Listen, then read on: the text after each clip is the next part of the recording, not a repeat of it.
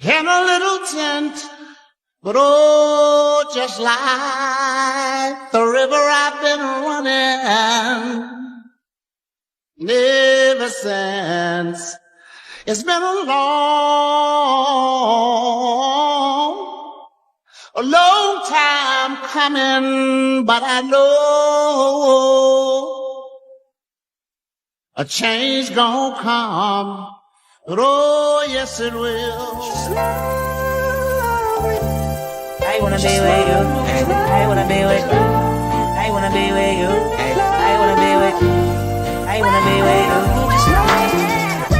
If I didn't ride blade on curve, would you still? If I'm in my mind at work, would you still? Keep it 100, I'd rather you trust me than to. Keep it a whole 100, don't got you, I got nothing. I got something. No time for tears, wasted water's all it is, and it don't make no flowers grow. Good things might come to those who wait, not for those who wait too late. We gotta go for all we know. Just the two of us. We can make it if we try. Just the two of us. Just the two of us. Just the two of us. Building castles in the sky. Just the two of us. You and I.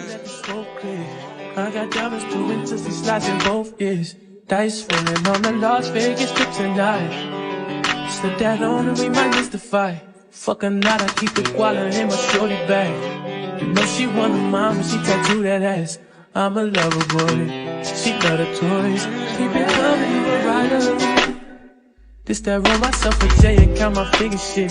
This that stepping out, I feel like I'm that nigga shit. I drop 30 on this room, we ain't gon' sleep for shit.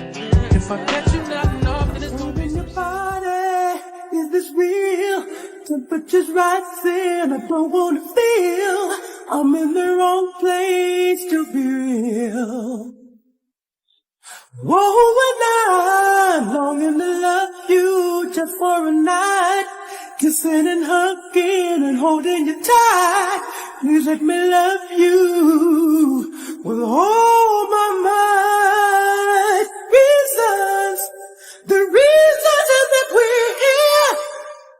The reasons that we feel our feelings won't disappear. After all the reasons why, all the reasons we're alive, all the reasons love. I don't know if you could take it. No, you wanna see me naked, naked, naked. I wanna be a baby, baby, baby. Spinning in his red just like he came from Maytag. You wanna leave me, but I refuse to let you go. If I have to beg, plead for your sympathy, I don't mind, 'cause you mean that much to me. Ain't too proud to beg, and you know it. Please don't leave me, girl. Ain't too proud to plead, baby, baby. Please don't leave me, girl. Now I've got a love so deep in the pit of my heart, and each day it grows more and more. I'm not ashamed to come and plead to you, baby. If pleading keeps you from walking out that door, ain't too proud to beg, and you know it. Please don't leave me, girl.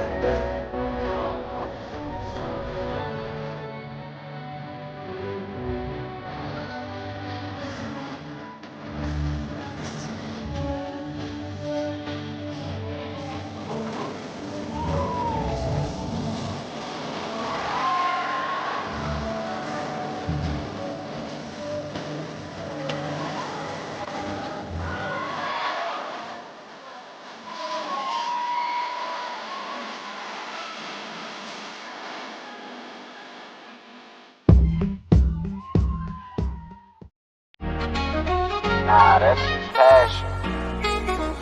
We love the game. You already know what it is. FYF, you don't got tough skin, might as well not even come on in. Talk to him. FYF, blow the whistle, man, we too official. Better check the film, we not one of them.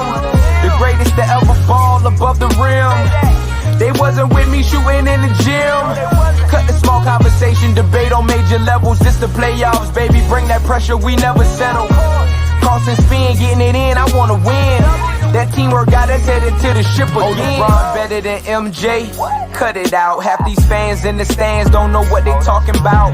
Half-court jumpers, crowd going wild. FYF ranked #1, you better say it loud. Intellectual talk, but fuck your feelings. Elijah 1 too overrated, Kobe still a realist. Top 10 all time, now how they cut the line. Magic Johnson, Draymond Green, one in the same kind.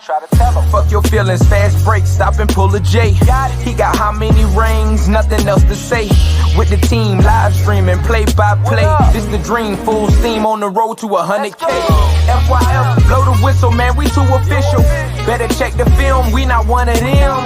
The greatest to ever ball above the rim. They wasn't with me shooting in the gym. Cut the small conversation, debate on major levels. This the playoffs, baby, bring that pressure, we never settle. Cross and spin, getting it in, I wanna win. That teamwork got us headed to the ship again. Started small, then turned into big dogs. They treat me like the GM, I just make the call. No matter who my op is, I'ma stand tall. Then pull up to the game, fresh like I just left the mall. 100K, 100K, 100K, check the score. We gon' bust the shot clock, fans running to the floor. All I hear is go this and go that. Man, your team suck, hang it up like a coke rack. I love the game, I admit it, I can't quit it. Step in front of me, man, your ankles gon' get the business. Been a legend like Moses Malone, way ahead of my time. This the greatest sports show ever, I just had to remind. FYF, FYF, blow the whistle, man, we too official. Better check the film, we not one of them. The greatest to ever ball above the rim. They wasn't with me shooting in the gym. Cut the small conversation, debate on major levels. This the playoffs, baby, bring that pressure, we never settle. Cross and spin, getting it in, I wanna win. That teamwork got us headed to the ship again.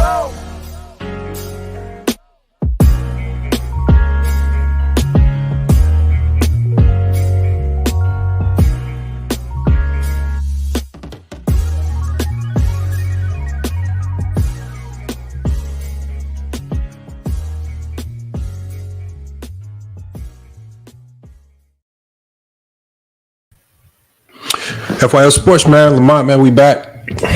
Another live for you guys, man. My apologies, I haven't been live in the last week and a half or so, man. Just been busy. Hold on, let me make sure my audio levels is good, man. I know StreamYard been acting funny, man, so if there's any issues, y'all let me know in the chat. I'll try to correct it. Salute to everybody that's pulling up. Mingo Jester, Brian, Virtuoso, Aboriginal. We're going to be bringing you guys up on this panel. We got to cook on some things, man, because while I have not been going live over the last week and a half or so, I have been listening to a lot of the things that are being said in this basketball landscape. You know, on another topic, and this is going to be a future live stream, I'm listening to Kwame Brown run around complaining about Bronny James entering the draft. This is the same Kwame Brown running around talking about Stephen A. Smith is trying to get the league to implement rules to prevent players from entering the draft at an early age. Running around crying. If I'm a perspective, hold on, we got a spammer in the chat. I got to get him out of here. If I'm a prospective NBA player, the last player that I'm getting any information from with regards to entering the draft is Kwame Brown. It's just odd. All of the people that have entered the draft, all of the players that went too early, all of the players that went to the G League Ignite that probably shouldn't have went there, he chooses to talk about Bronny James, a kid who is the son of a billionaire, a kid who actually has pretty good NBA qualities, right? And it's not like he's going to get drafted in the lottery where a lot of pressure is going to get put on him early. That's just another live stream we're going to be talking about, man. You know, Kwame Brown has re-entered the basketball circuit to talk about basketball things. And I just think we got to revisit that right there. I think that was a little silly. We also got to talk about, man, and this is the heart of today's conversation is, man, I've been listening to a lot of people talk about women's basketball over the last couple of weeks. It's just delusion and bad takes all over the place. Just delusion and just bad takes. When we talk about Jason Whitlock, we've seen how Jason Whitlock has jumped on this women basketball train. He's running around now saying Caitlin Clark is the GOAT of women's college basketball. I don't know about the GOAT of women's college basketball. When you got players like Cheryl Miller, when you got players like Breanna Stewart, see, when you got players that exist like that in women's college basketball, when you got players like Maya Moore, I'm not about to run around and say that she's the GOAT of no women's college basketball, because I literally watched, the last time I checked, Breanna Stewart was not only the best player in women's college basketball, but she also won 4 national championships. She was imagine being the best player and winning 4 national championships. That's the GOAT of women's college basketball, right? If we're truly talking about GOATs of women's college basketball. Jared, he says not, but on that short list, I don't know, Jared. Is that true? What do you mean? Is on a short list? Y'all get caught up in a lot of hype. Breanna Stewart was historically stacked team. Okay, Jared, tell me 2 other players on those historically stacked teams. Jared, real quick, Jared, before you Google it, Jared, type in the chat real quick. Tell me some of the historical players before you Google it. I didn't think so, Jared. See, you're so quick to say how stacked the team was.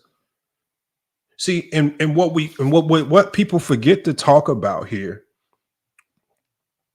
right? And the reason why I did the title of the video this way, I said that Caitlin Clark will be the WNBA's next Adam Morrison.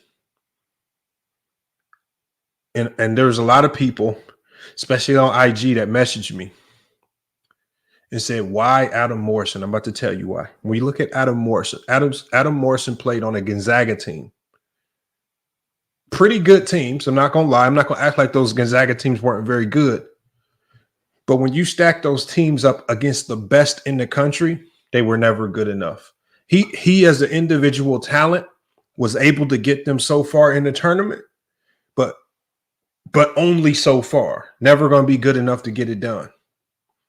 Also, those Gonzaga teams were able to really load up a ton of wins playing a lot of mediocre competition. So a lot of Adam Morrison's best and biggest games came against very low quality, low tier competition.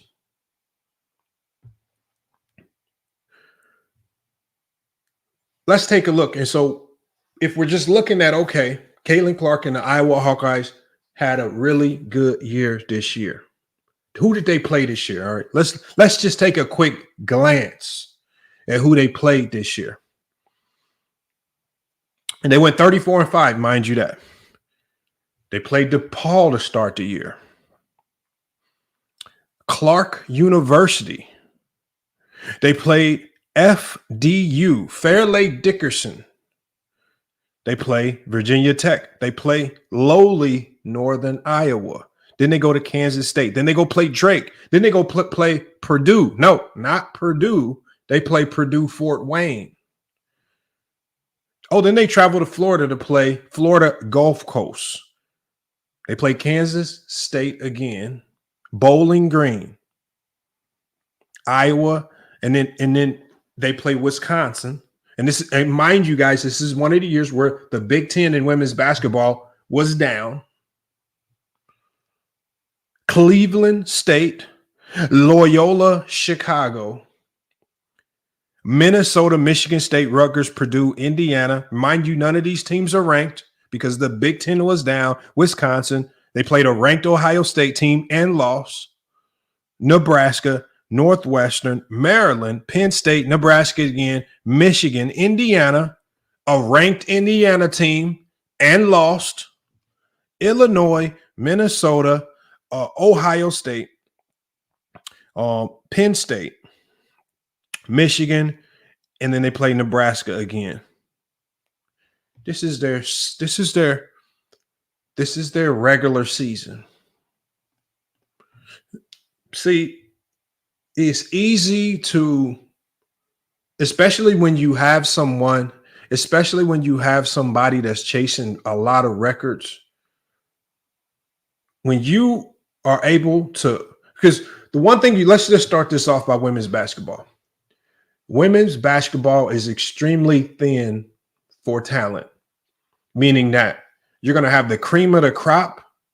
And then after you get past the cream of the crop, it turns into garbage. So I was listening to another podcast today and they were talking about 4-star women's basketball players. Once you get out of the 4 stars in women's basketball, you are essentially dropping to 2 and 1 stars. Because there's a gap between the best women's basketball players and the worst.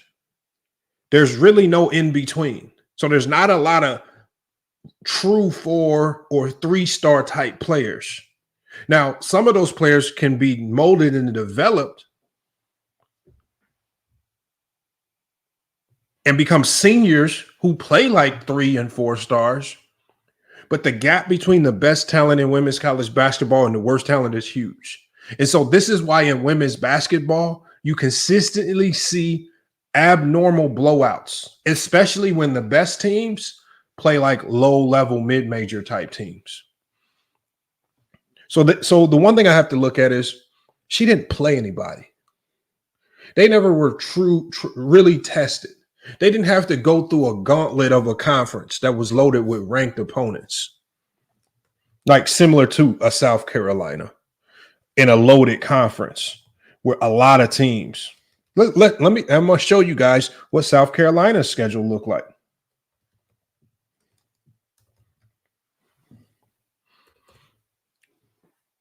And I'm going to just show you the difference when you really go out there and you have to play heavy hitters all the time.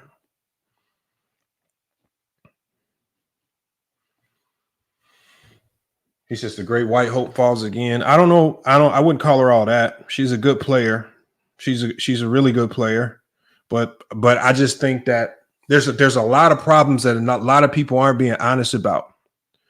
So when we get to South Carolina, and remember, all the talk going into this championship game was about Caitlin Clark.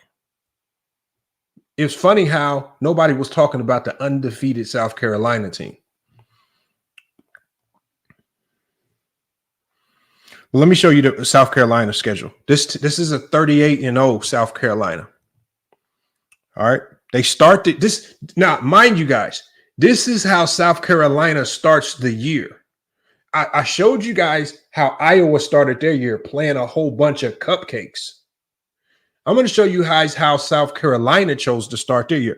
They choose their. So we saw that Iowa played their exhibition versus Clark University. South Carolina chose to play their exhibition against Big Ten Rutgers. That's just their exhibition. They start their year off. First game of the year versus number 10 Notre Dame. This is how they start the year. Second game of the year. This is how they start the year. They're playing number 14 Maryland. They didn't even have time to get to any bum teams. They started the year off going straight out the gates against the heavy hitters. See, this is why I compare it to Adam Morrison, because when you are a true the best of the best teams schedule and play the best of the best schedules, You cannot give me a cupcake schedule and tell me you are one of the best players in the country. Now, she is one of the top 10 players in the country, but a lot of her stats and the things she was able to do statistically is because they played a lot of cupcake schools. That is a fact. And I just showed you Iowa's schedule. So South Carolina started the year off number 10 Notre Dame, number 14 Maryland. Then they go to just right outside the top 20. They play Clemson, right? South Dakota State, Mississippi Valley. Then they have to play number 24 North Carolina. Then they got to go play a ranked Duke team. Then they got to go play a ranked Utah team. And this is before they even start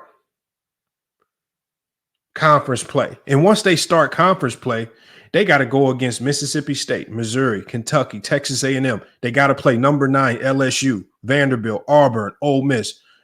They got to play number 11 UConn, right? And they're able to win that game. Tennessee, been a powerhouse in the women's game for years. They have to go through a gauntlet of a schedule. They have to play LSU multiple times, all these teams. That's the sign of a true heavy hitter. And this is generally one of the reasons why a lot of the players that come out of that South Carolina program who are supremely battle tested always do well at the next level. If you look at the center that came out of South Carolina last year, went straight into the WNBA cooking.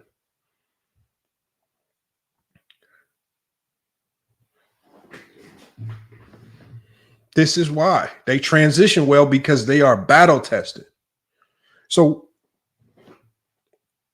for all the WNBA players, and so this is where the WNBA players are right and the WNBA players are wrong.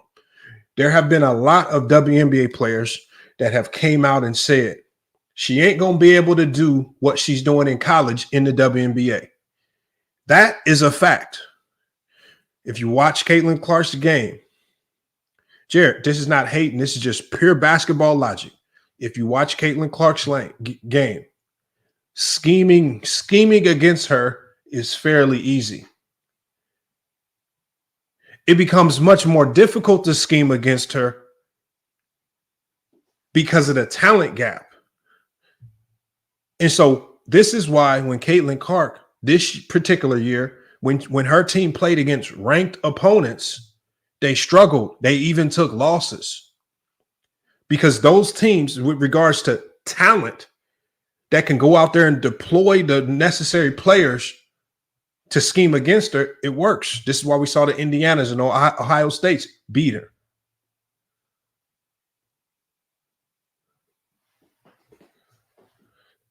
And so when you look at what she does best, when you look at her game, similar to Adam Morrison, has in the sense of playing college basketball, she has crazy range. She can get her shot off at any particular time.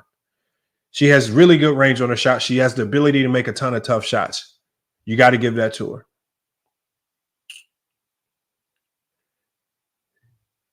But outside of that, and she is a decent passer in the transition.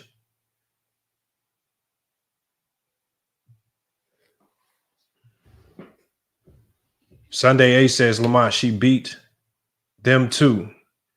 GWs and everything. I don't know what GWs is. I don't know what that is. When you come on the panel, you can explain yourself. Brian Holiday. They did beat LSU and UConn. Now, LSU was a good team this year.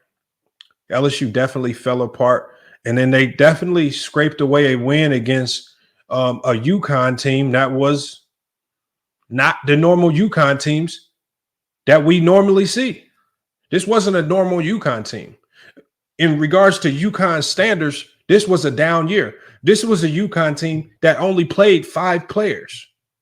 They only had 5 players. Gino Auriemma could not sub anybody.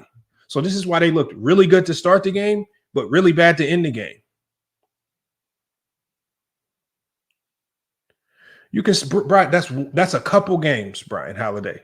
And Brian Holiday, similar to Adam Morrison beat some really good teams in the NCAA tournament as well. Again, I'm saying Adam Morrison. I'm not saying she was a complete bum. Adam Morrison was one of the best college players.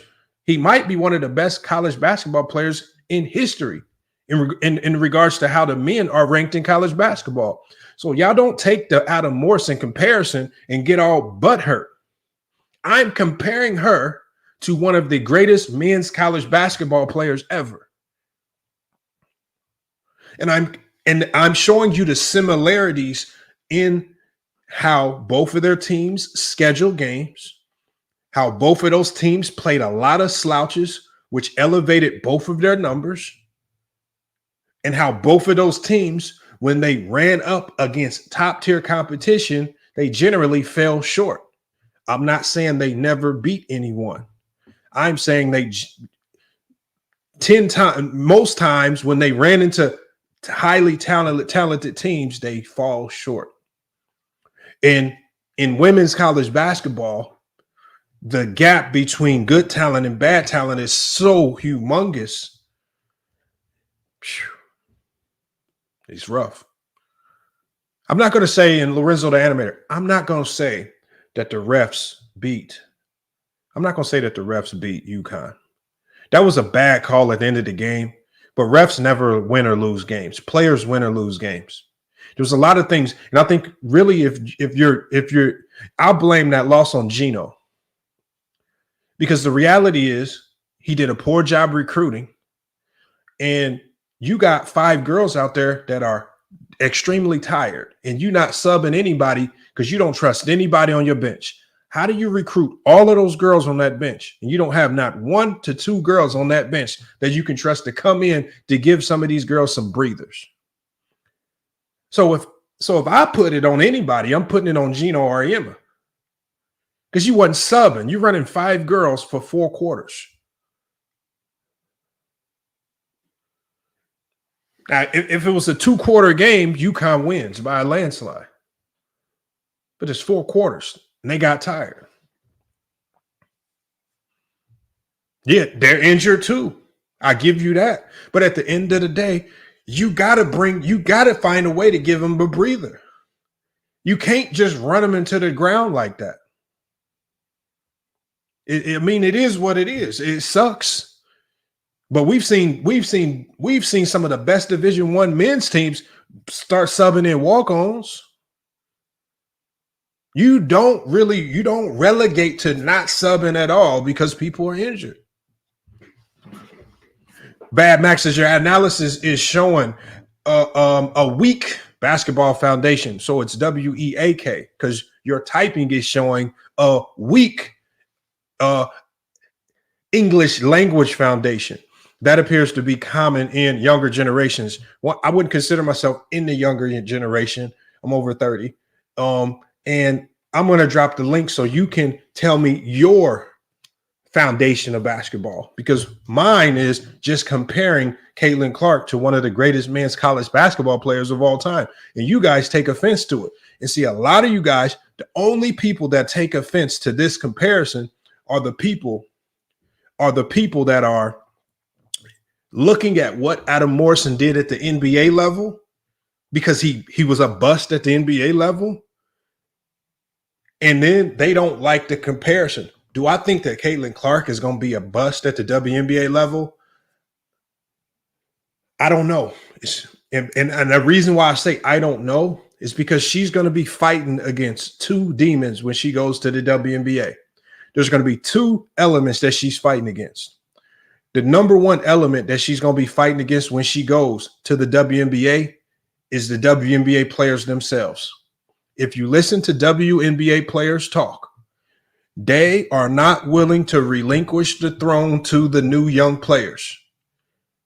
They are the current WNBA players now are running around begging for everybody to come watch. They're begging for people to come watch. They want people to come be fans and go watch and whatnot. But what they want is they want people to come watch them. They don't want people to come in all eyes on an Angel Reese and a Caitlin Clark. They want people to come watch because what they're saying is, oh, Caitlin Clark's on the way. Is everybody going to come watch us now? No. What people are going to do is people are going to be watching Caitlin Clark still. You guys need to figure out how to get some of the fame and notoriety that she has. That's one of the demons that she's going to be fighting against. Now she's going to be fighting up against players that really don't want her there.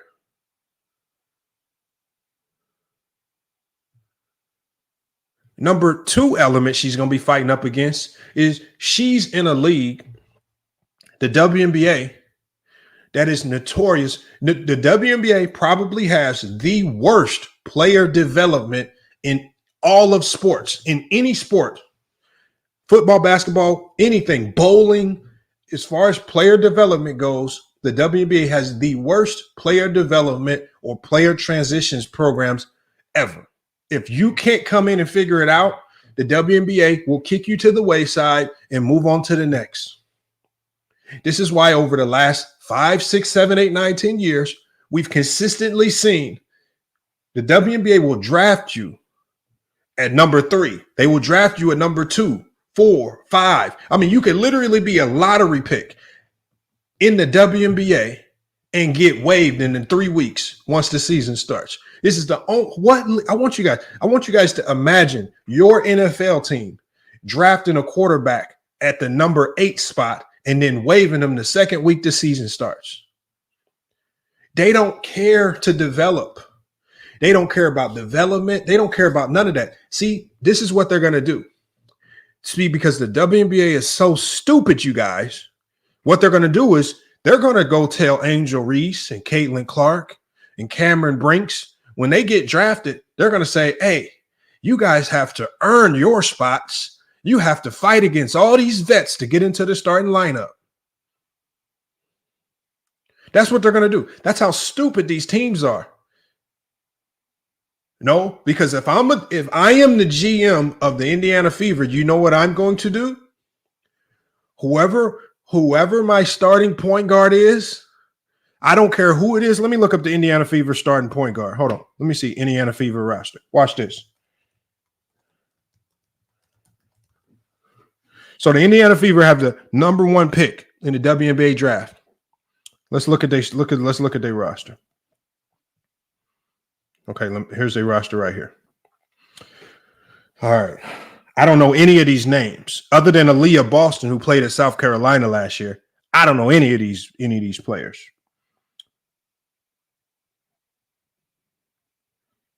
Okay. Let's just say, for example, I don't even know if she's the starting point guard. But let's just say, for example, Erica Wheeler of the Indiana Fever is the starting point guard. You guys know what I'm doing if I'm the owner of the Indiana Fever? I'm saying, I'm calling my secretary up. I'm saying, can you call Erica Wheeler in to the office, please? And I'm going to say, hey, Erica Wheeler, thank you for your services. You are officially waived. We have a new starting point guard. That's what I'm going to say. And when Caitlin Clark walks into the door, first thing I'm going to say after she signs that contract, Caitlin Clark, you are the starting point guard of this team. You will be playing 35 plus minutes a game. You need to figure this shit out ASAP because you will be leading this team by hook or crook. You better go figure it out. Jared, I'm just saying, I don't know who's actually starting, Jared. See, but why? I want you guys to watch what happens. See, the NBA is really good at this. If you are a number 1 pick, the NBA is really good at saying what they do with LaMelo Ball. I know LaMelo Ball came in one of those funny years when it was a shortened season. Man, you better go ahead and get out there and start. Anthony Edwards, we don't got time for you to get out there and play. Hey, Victor, I know you just came from France. Get your ass in the starting lineup, man. It's time for you to figure this out. See, the WNBA so stupid, they going to tell these girls, you got to earn your spot. You know, when you a lottery pick, you don't got to earn shit. What you have to do is you have to prove to everyone that you a bum. Y'all remember how Kwame Brown had to do it? I'm talking about the Washington Wizards played Kwame Brown, started him, gave him minutes, did everything they could. But you're going to have to prove to us that you a complete bum before we let you get up out of here. We not cutting you in a couple weeks. We're going to try our ass off to develop you. Mark says this guy is a jerk. How am I a jerk? I'm just telling you guys facts. This is why the WNBA is a failing league. Explain to me why players like Shyla Hill ain't in the league no more. Explain that to me. How you the best Australian player, you come get drafted at the number 5 spot and then waived in a couple weeks. Explain that to me. That's because you got idiots running this league. Secondly, when Angel Reese comes, and if I'm the WNBA, the first thing I'm doing is I'm calling both the teams up that have Angel Reese and Caitlin Clark. I'm saying you need to start Angel Reese, figure it out in your roster. I don't care if she's really a bum in real life or whatnot, but she's starting, and we're gonna propagate up this. We're gonna continue to beef with Angel Reese and Caitlin Clark, and that's gonna continue on in the NBA. And we're gonna make that the headline matchup. So when they match up again, they're both starting against each other again. But see, you know what they're going to tell Angel Reese when she comes into the league? Hey, Angel Reese, you got to earn your spot. You're going to have to sit on the bench until you can prove they're idiots. And they don't need to start because they're ready or they're good enough. Especially if you're talking about the Indiana, anybody, you're talking about horrible teams already. Indiana Fever can't be talking about winning nothing. If you got the number 1 pick, you already trash. Everybody on this roster has to be garbage.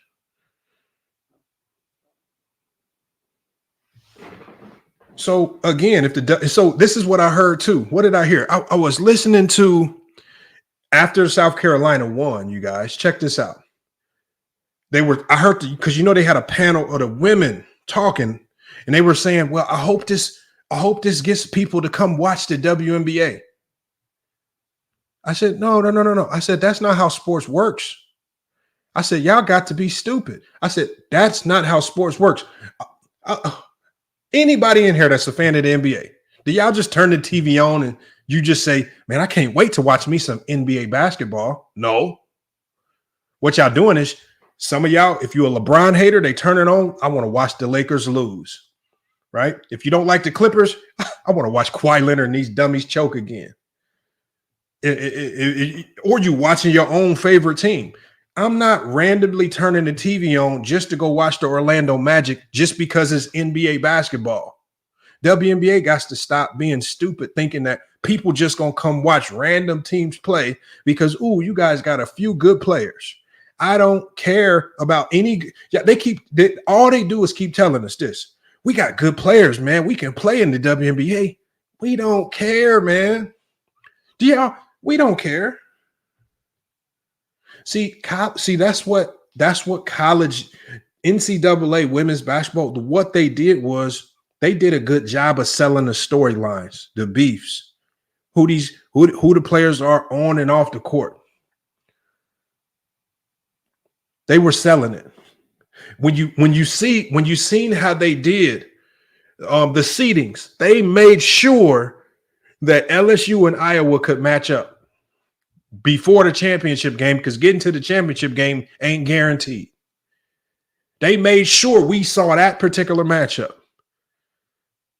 I told y'all, the WNBA fans and all these people that want us to come watch, all these WNBA players, we don't know who y'all GOAT is. We don't know who your best three-point shooter is. We don't know who your best defender is. We don't know who your best defensive team is. We don't know who your best offensive team is. We can't go make no bets on none of y'all because we don't know what y'all do.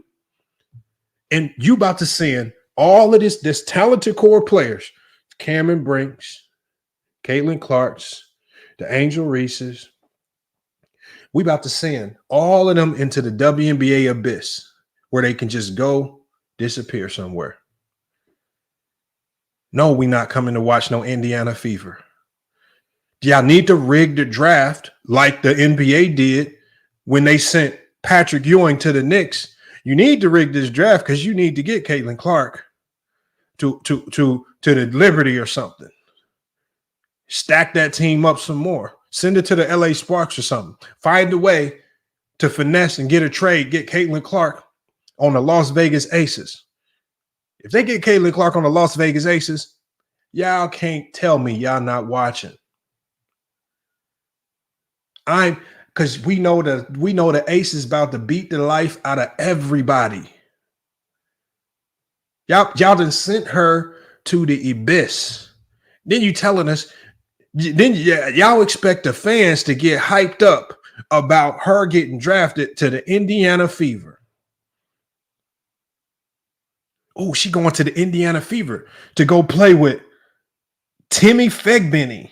She's going to the Indiana Fever to go play with Victoria Saxton. She's going to the Indiana Fever to go play with Maya Caldwell. This is her teammates, y'all. What was their record last year? Let's see what their record was. I don't even see. It had to have been bad. If you got the first pick in the WNBA draft, they had to have been trash.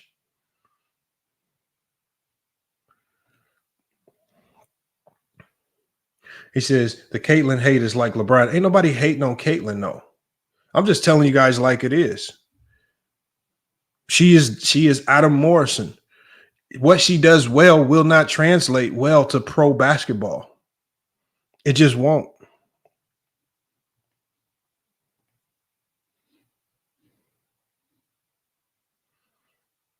All right, let's see. It doesn't even show their win-loss record, but they took a lot of L's, I'll tell you that much. It's not hate. When I'm telling you right now, this is no hate aside. When you look at what she does best on the basketball court, what she does best is easy to scheme out when you got a competent team. When you don't have a team full of one-star recruits like what we see in college, because really when you think about Caitlin Clark, she's relying, the reason why you see screen, because she's hoping I'm going to get one of these 5 stars up off me so I can get switched on to one of these 1 or 2 star players. See, the problem with South Carolina is she had a 5-star guard in her, but she kept getting switched off on more 5 stars. And by the end of the game, I'm surprised nobody really even called it out. By the end of that game, they've made her fold. She essentially gave up at the end. They broke her. To me, if you a scout, you got to be looking at that. If you a scout, you got to be looking at that. He said Bird went to the second worst team in Boston at 29 wins. All right. Okay. That was one of the best. It's not about going to the worst team. As long as you go to a good franchise, you good. Like when you get drafted to a Boston or LA, you always gonna be in good hands because you with a good franchise. We know over time these franchises they not gonna stay in the abyss, the bottom of the league. They're gonna go get out. They're gonna make signings and bring people in to make this team better. When has the Indiana Fever ever been relevant? And let's not even look at the onset of the league when the league first started. Like we don't know nothing about the Indiana Fever. But they're going to send Caitlin Clark there for her name and her fame to all go just die. And the players aren't going to help it because she's going to be fighting against the current players because the current players are going to be hating on her just like we see now because she got all the eyes, she has all the fame, all the TV, all the money is going to be on Caitlin Clark when she comes into the league. There's a lot of jealousy there. They don't want to see her come in and do well because what the players right now in the WNBA need to realize is that for their league to get better, the current players in this league have to disappear. You guys got to disappear. We don't want nothing to do with if you've been in the league 5 years in the WNBA. If we ain't started watching you by now, we ain't about to start watching you no time soon. If you've been in the WNBA 5 years and we ain't watching yet, it's over with. Go to the wayside somewhere because eyes are going to be on the new players, the Cameron Brinks, all these new players coming in. Caitlin and Leah are going to be a fire duo. No, they're not. They're not going to be a fire duo. No, they're not no Jonathan Clark. They ain't going to be no fire duo.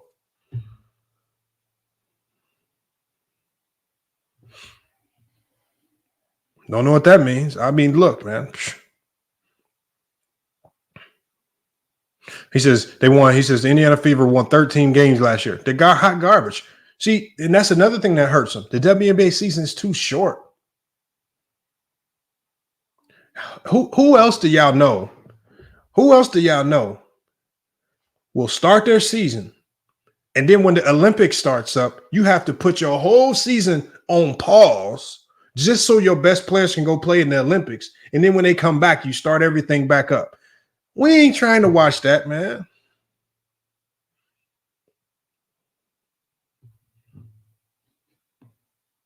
We not trying to watch that. And this is no shade. Like I say, I think if the Indiana Fever do exactly what I say, which is waive every point guard on your roster, put Caitlin Clark on the floor, play her 30, 40 minutes, and say, if you're going to be the GOAT, you better go figure it out, because you're not coming off this court, because all eyes and ears and TV dollars is on you right now.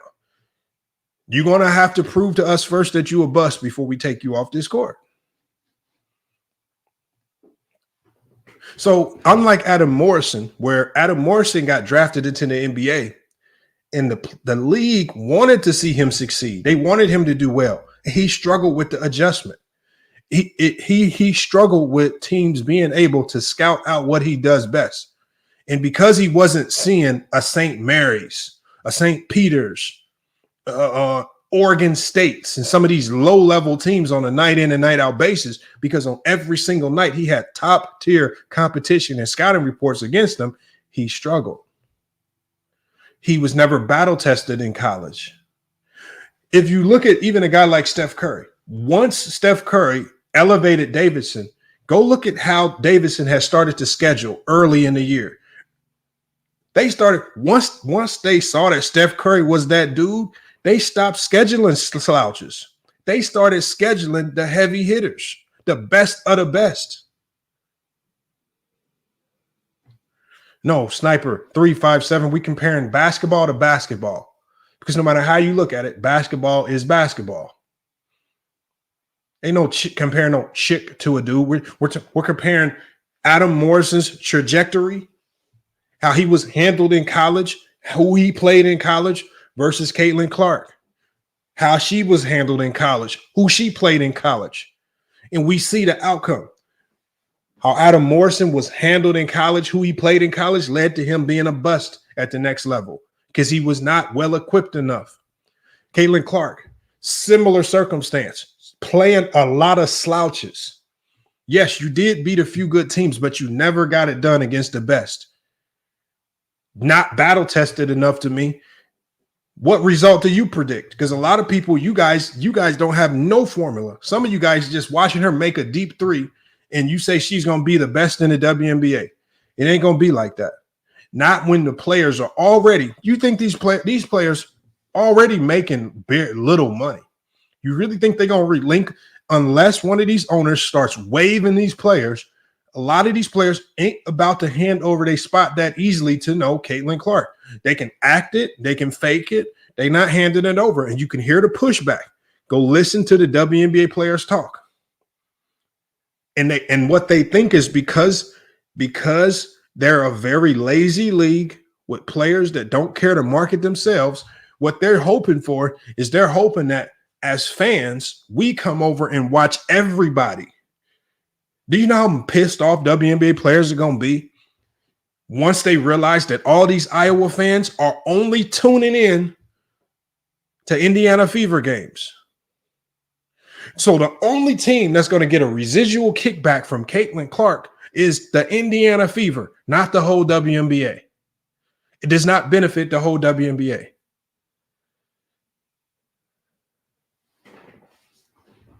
Wherever Angel Reese goes, that team will get the benefit of an Angel Reese, not the whole WNBA. So all the Lexi Browns and all these other players running around, sneak distance, sneak shots, we don't care. Yeah, Phoenix Mercury, you might have Brittany Griner. She might have used to been able to dunk the basketball. That didn't impress us then. It ain't going to impress us now. We're not tuning in to go watch.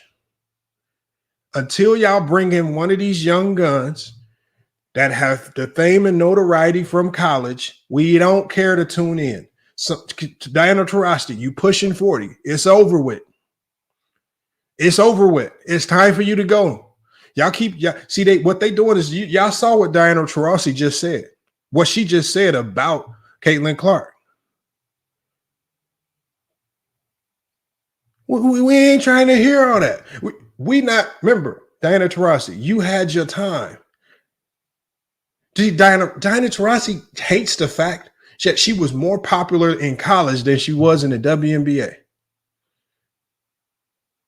Because you came to a league that didn't want to push and propagate you. They didn't want to put you on Front Street. They don't like promoting the beefs. They don't like promoting the narratives that men love to discuss on these podcasts. They just want people to come watch and it's a good time, man. No, that's not why men watch. Men don't care about all that. Men want to pick a side. Men want to debate about something. They want to pick, your team versus my team, your player versus my player. We like the David versus Goliath look. I want to see the super team narrative get put forth in the WNBA. That's why I said the WNBA needs to figure out a way to get Caitlin Clark on the Las Vegas Aces or the New York Liberty. Create villains. Create a team that we can hate. Create a team that everybody's going to love. Go make a fake GOAT like the NBA did. The NBA wasn't even pushing GOAT conversations. They saw the opportunity. Make Jordan the GOAT. One championship, that's it. Make him the GOAT. It's going to stir storylines, controversy, and a lot of talk moving forward in the future. The WNBA ain't even came out with the top 75 list. Who on the top 75 list? They ain't give us nothing. They just want us to come watch.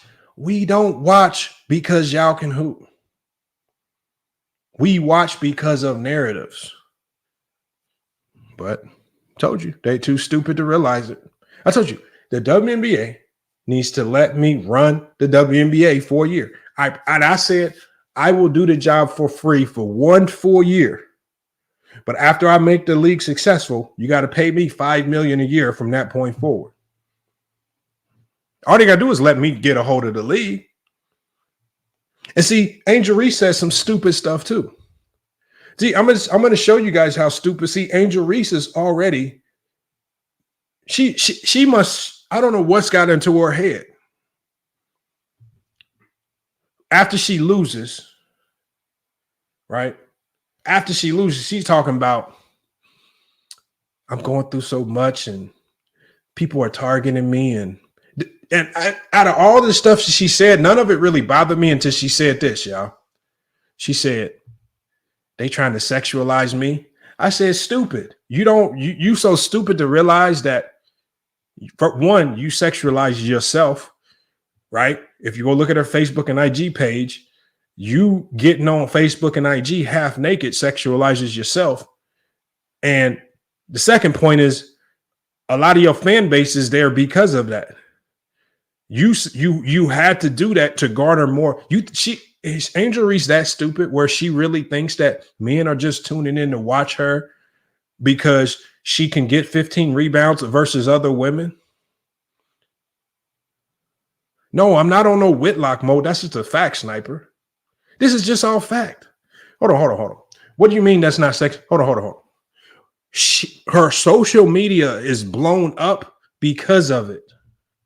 She took off on social media once she started doing it. Now she's complaining because of all the racy messages she's probably getting. That's kind of what comes with it. No. See, I'm only roasting the sexualized part. Don't attack that part of your fan base. Don't attack that part of your fan base because that's what you have to accept. That's what you have to accept if you're going to be a women's athlete. I'm going to give you an example. Look at Serena Williams. Do you really think Serena Williams honestly thought that a lot of men were tuning in because she was just really good at the game of tennis? She understood that there was another element of marketing to it. So you know what she did? Instead of pushing back against it, she said, I'm going to make my skirts shorter. I'm going to make my tights tighter. I might even just put on the all black cat suit. You really think the black cat suit, she was wearing it because it was comfortable?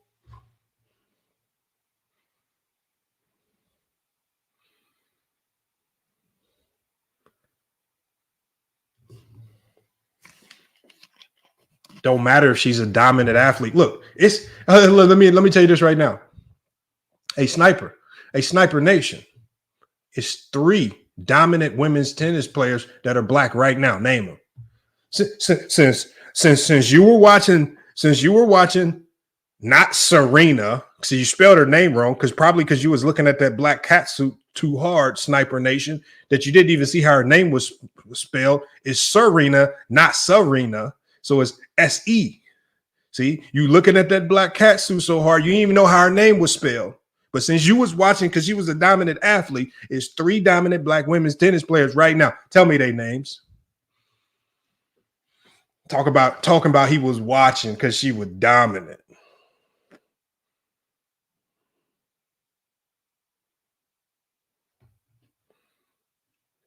How am I hating on her when I'm telling her the path?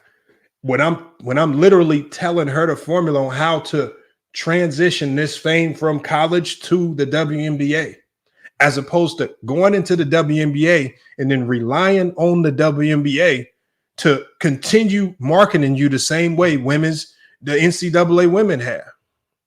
They won't.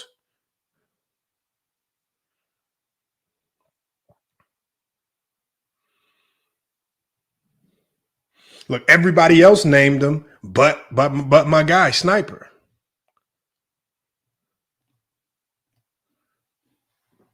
See? He got him right there. He got Sloane Stephens, Naomi Osaka, and he got Coco Gauff. I see some of y'all know it. Them are the hardcore ones. See, the people that know it probably are my sports bettors. See, the people that know it are my sports bettors. See, that's another element too.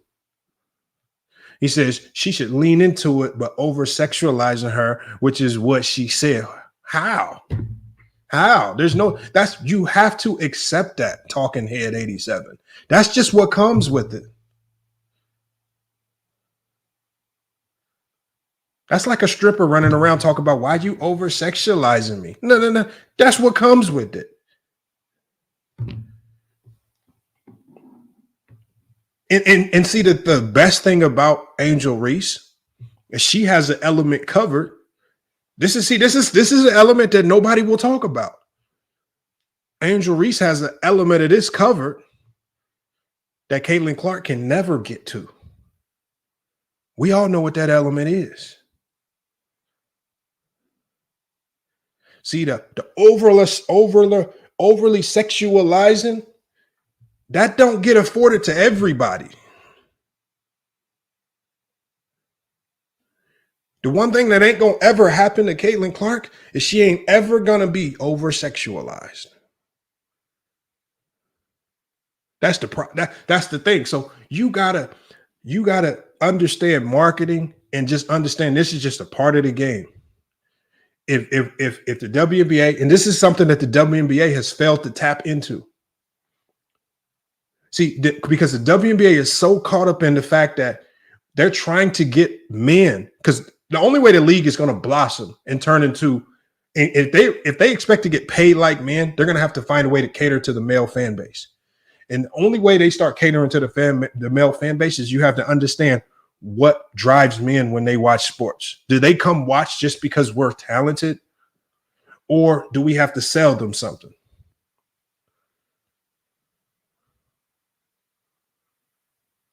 Thanks, Eminem. But see, Eminem, That's another battle that Caitlin Clark's gonna have to face when she goes to the next level. There's an element. So now Caitlin Clark, when she goes to the next level, for her to impress male fans, she's gonna have to be supremely nice on the basketball court. I mean, she's gonna have to come out there and look like a combination of LeBron and Steph Curry. Because that one element, the element that players like Angel Reese have, or even Cameron Brink, she can't never touch that element. Liz Cambridge had that element. Tia Cooper had that element. Some people won't ever get that element because you can't just have that element. And that's an element of marketing that you can utilize.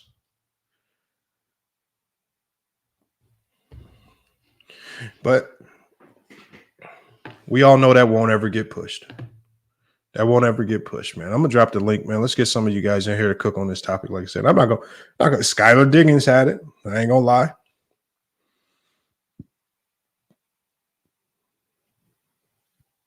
So hold on, let me drop this link. Let's see if we get y'all here to cook on this. Because Caitlin Clark, like I said, to me, if things as is, talking head, I do agree. Juju got the whole package. I agree there. The talent, the marketability. She signed with big companies already. I'll give you that one right there. Let me drop this link. Let's get you guys get in here to cook on this topic. He said Liz is flawless. Boy, yeah. I mean, look, man. But look, and Aswan Williams, I don't think they have to go to that level. The bikini basketball. That's the extreme. You don't have to do all that. You just have to have the element, right? Just have accessibility to different parts of marketing. Like I said, there's certain parts of marketing that Caitlin Clark will never be able to touch. Like that Victoria's Secret partnership. Okay, that ain't happening with no Caitlin Clark. That's over with. You know, so certain things is, certain things is over with. Man, salute Lamont, but that dude that said Liz Cambridge is flawless, he must got her OnlyFans. What's up, Lamont? How you doing, brother? I'm good, man. What y'all? Well, I'll start the conversation by saying this though. Fantastic women's tournament. It was a lot of fun, and there was a lot of good matchups there. I'll just say that at the beginning. But I will say that the only way that the WNBA is going to succeed at this, they're gonna need to really push these players to the moon if they're gonna have a chance to even thrive. And which means get these guys in the starting lineup for their teams and start promoting them as players. One of the reasons why I've been distant from the WNBA for so long is because, one, their players, they expect the viewers to watch them, but they don't promote themselves. They promote an agenda. And to me, that's what drives away a lot of the viewers. And if you don't push these star players and show them and then show a different appeal to the male fan base, then you're not giving us a reason to watch them. And it's like they walk around try to pretend like, man, none of you guys want to watch us play because you don't appeal to anything. Why do you think they've not been able to grow their fan base since the inception of the WNBA since '97? I mean, it's just ridiculous. So, but I just wish Caitlin Clark all the best, but she's going to go against a system where they're not going to give her any chances. It's like it's like an old school mindset. Like, you got to work to get to your starting lineup. Like, bitch, you haven't done a damn thing since you've been in the WNBA. Like, a lot of these stars, like the Sue Birds and the Diana Taurasi's of the world, y'all need to retire. Y'all the reason why the WNBA has not been able to grow, not just the league itself. It's because you're not promoting these young ladies that's going to be they're going to be the face of the league for a long time. That's my thing. I think the main thing is this. It's not that they have to promote him.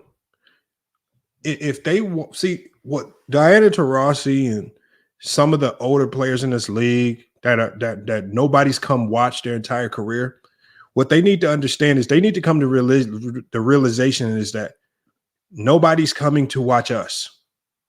Our time is over with. We've tried for years to get people to come watch, and ain't nobody coming to watch us. Our time is up.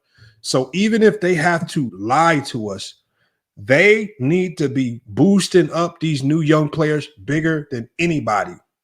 They need to be telling us that. Even if they got to lie, similar to how 90s players was doing with Jordan, talking about they feared Jordan.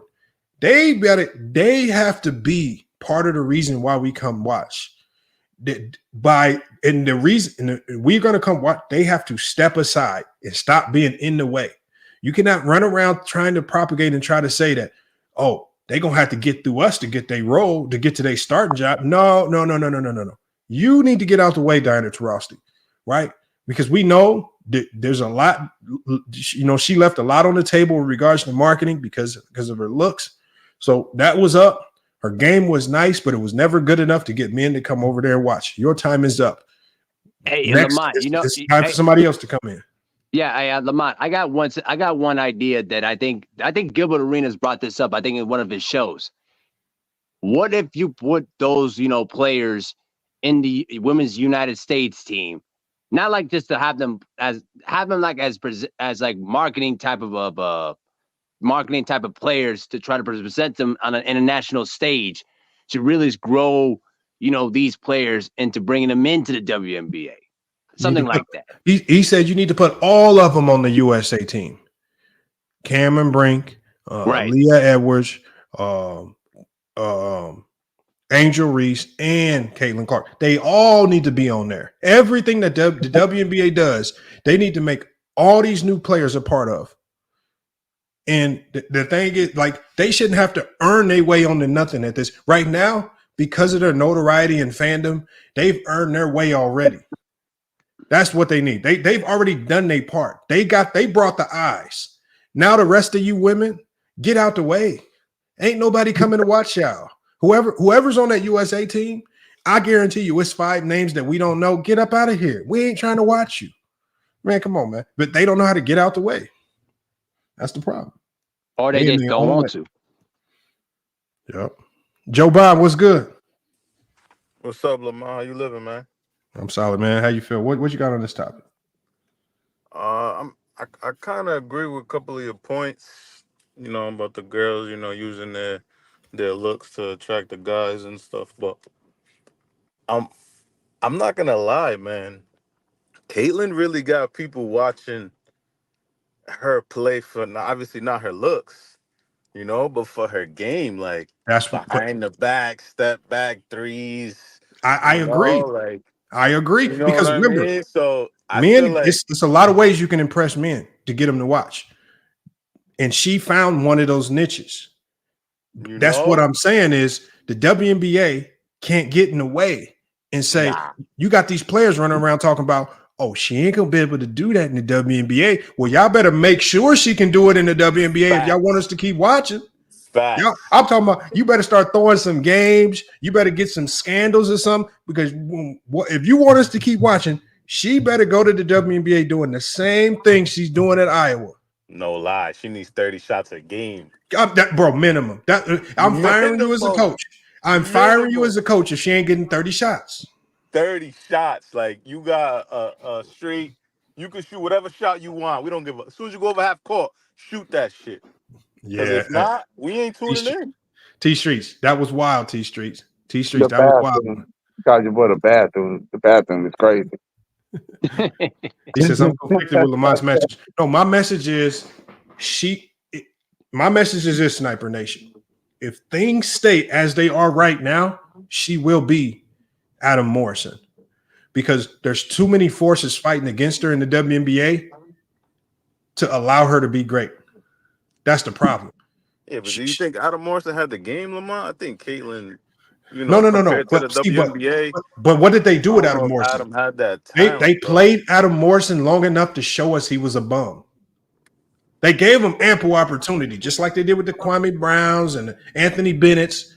But you're going to get on this court, and you're going to have to prove to us over the course of the next 3 years that you're a bum. You might not do it your first year. We still going to push you the second year. You might not do it the second year. We still going to push you the third year. You're going to have to prove to us over but see, the WNBA, because they don't develop players, if you are bad the first week of training camp, they're going to waive you, even if you're a lottery pick. That's how stupid they are. So, I mean, they're not going to allow her to be great. They're already coming in telling her, oh, you can't do that in this league. Oh, you're going to have to earn your starting spot. No, she don't have to earn nothing. She just need to be the starter right out the gate.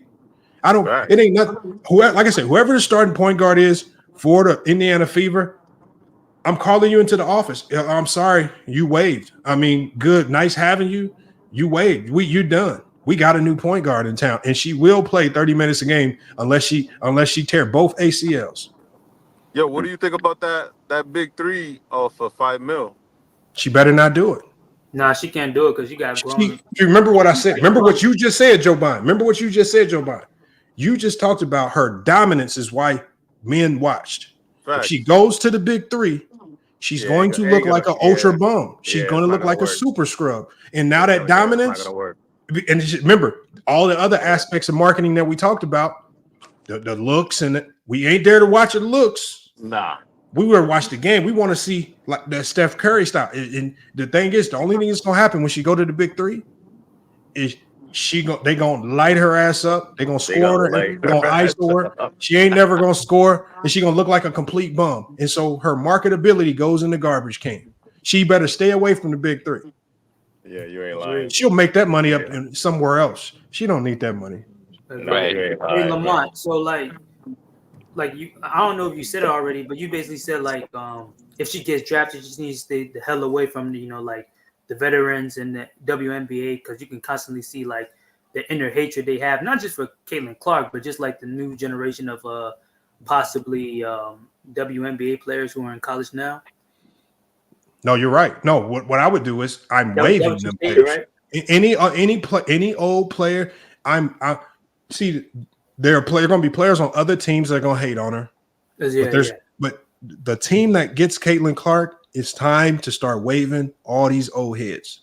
All these old heads talking about she got to earn her spot and she got to fight. No.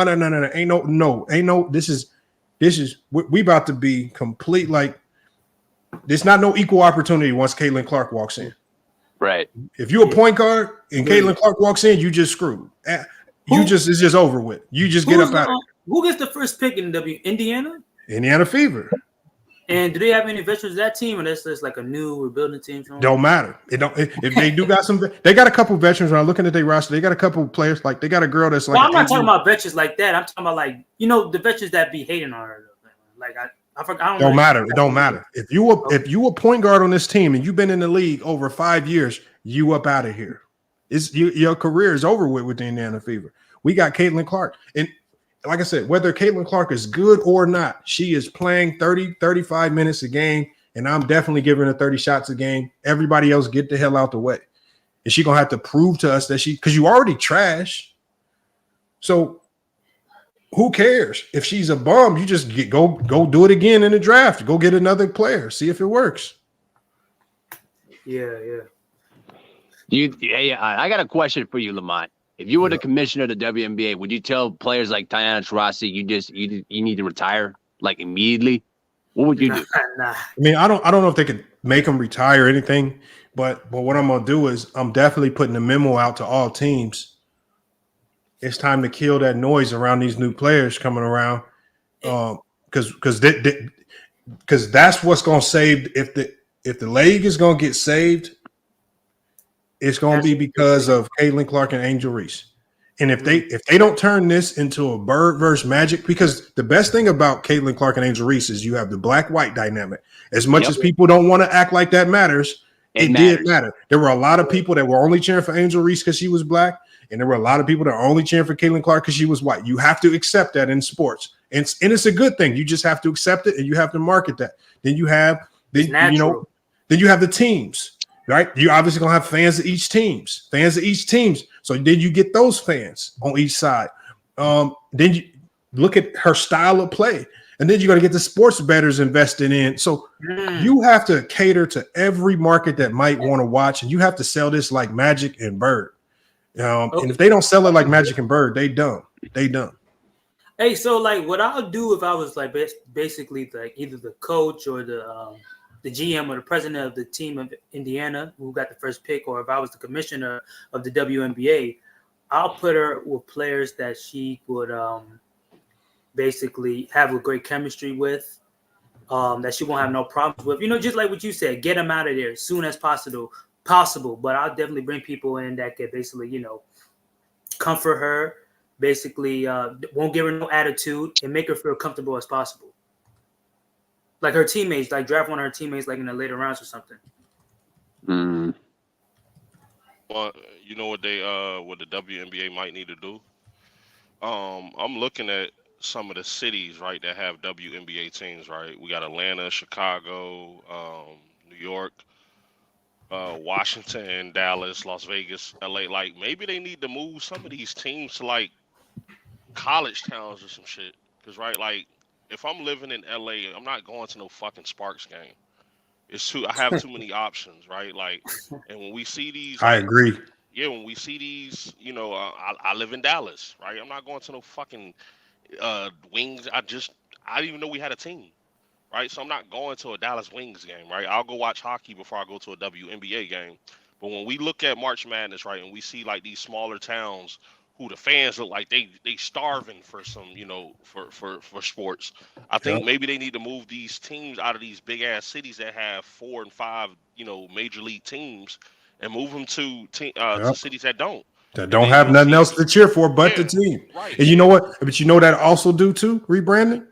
It'll take these WNBA teams out of these big ass professional arenas, and then they'll have to play in smaller arenas, more like high school or college gyms, where even just for the camera look, it'll look like the gym is packed out and the arena is rocking because it's just a smaller venue. I think one of the big WNBA's biggest problem is they play in the venues that are too big. You look around, the camera start panning around, and all you see is empty seats and right. And man, come on, man. And it could be a lot of people there, but it's like you said, like they're in a bigger arena, so you move them to a smaller city that are craving fans, and we've seen March Madness, right? A lot of the games were hyped because I'm looking at the crowd, and you can hear the noise, right? Like the LSU game, and like you can hear the noise and shit. So it's like maybe they need to do that.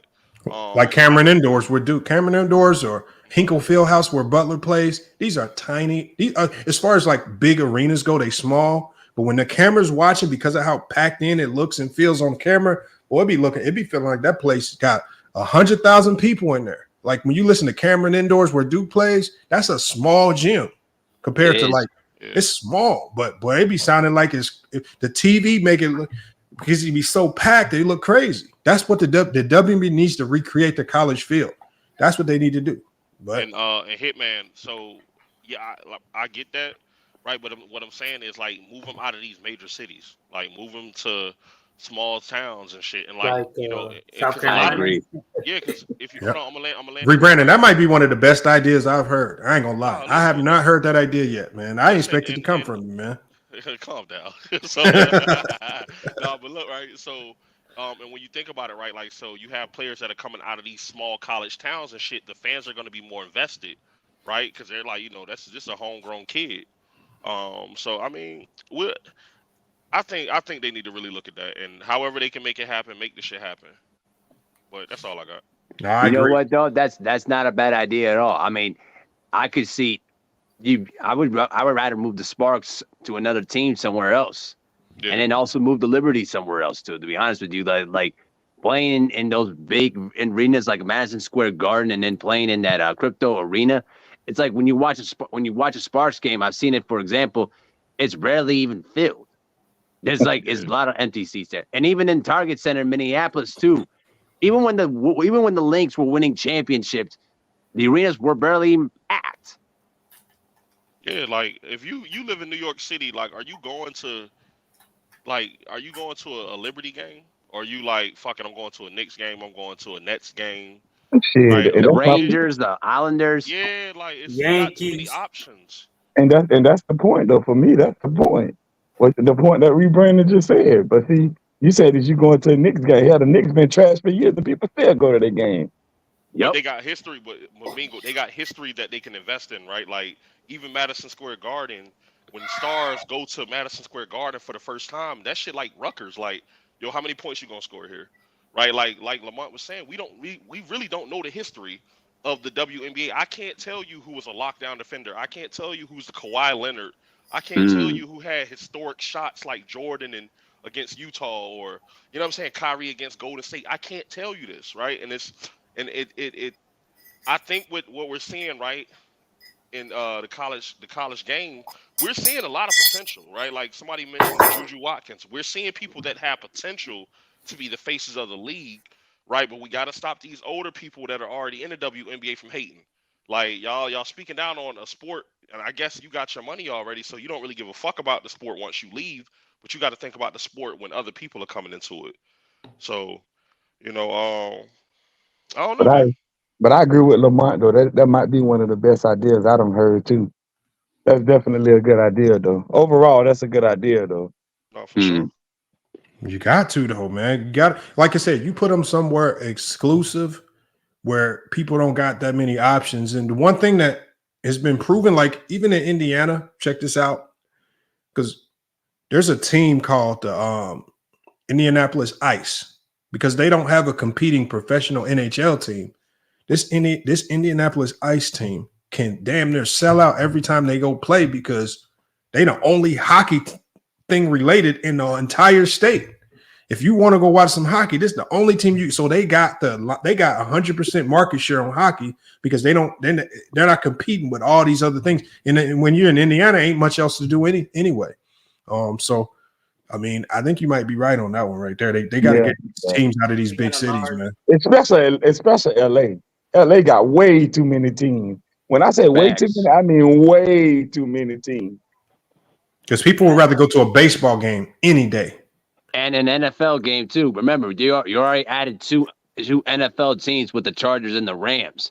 Like they're already overcrowded with teams, and then also the other Oakland teams are already moving out. So you don't really need a WNBA team in that area at all. You got a cajillion baseball teams.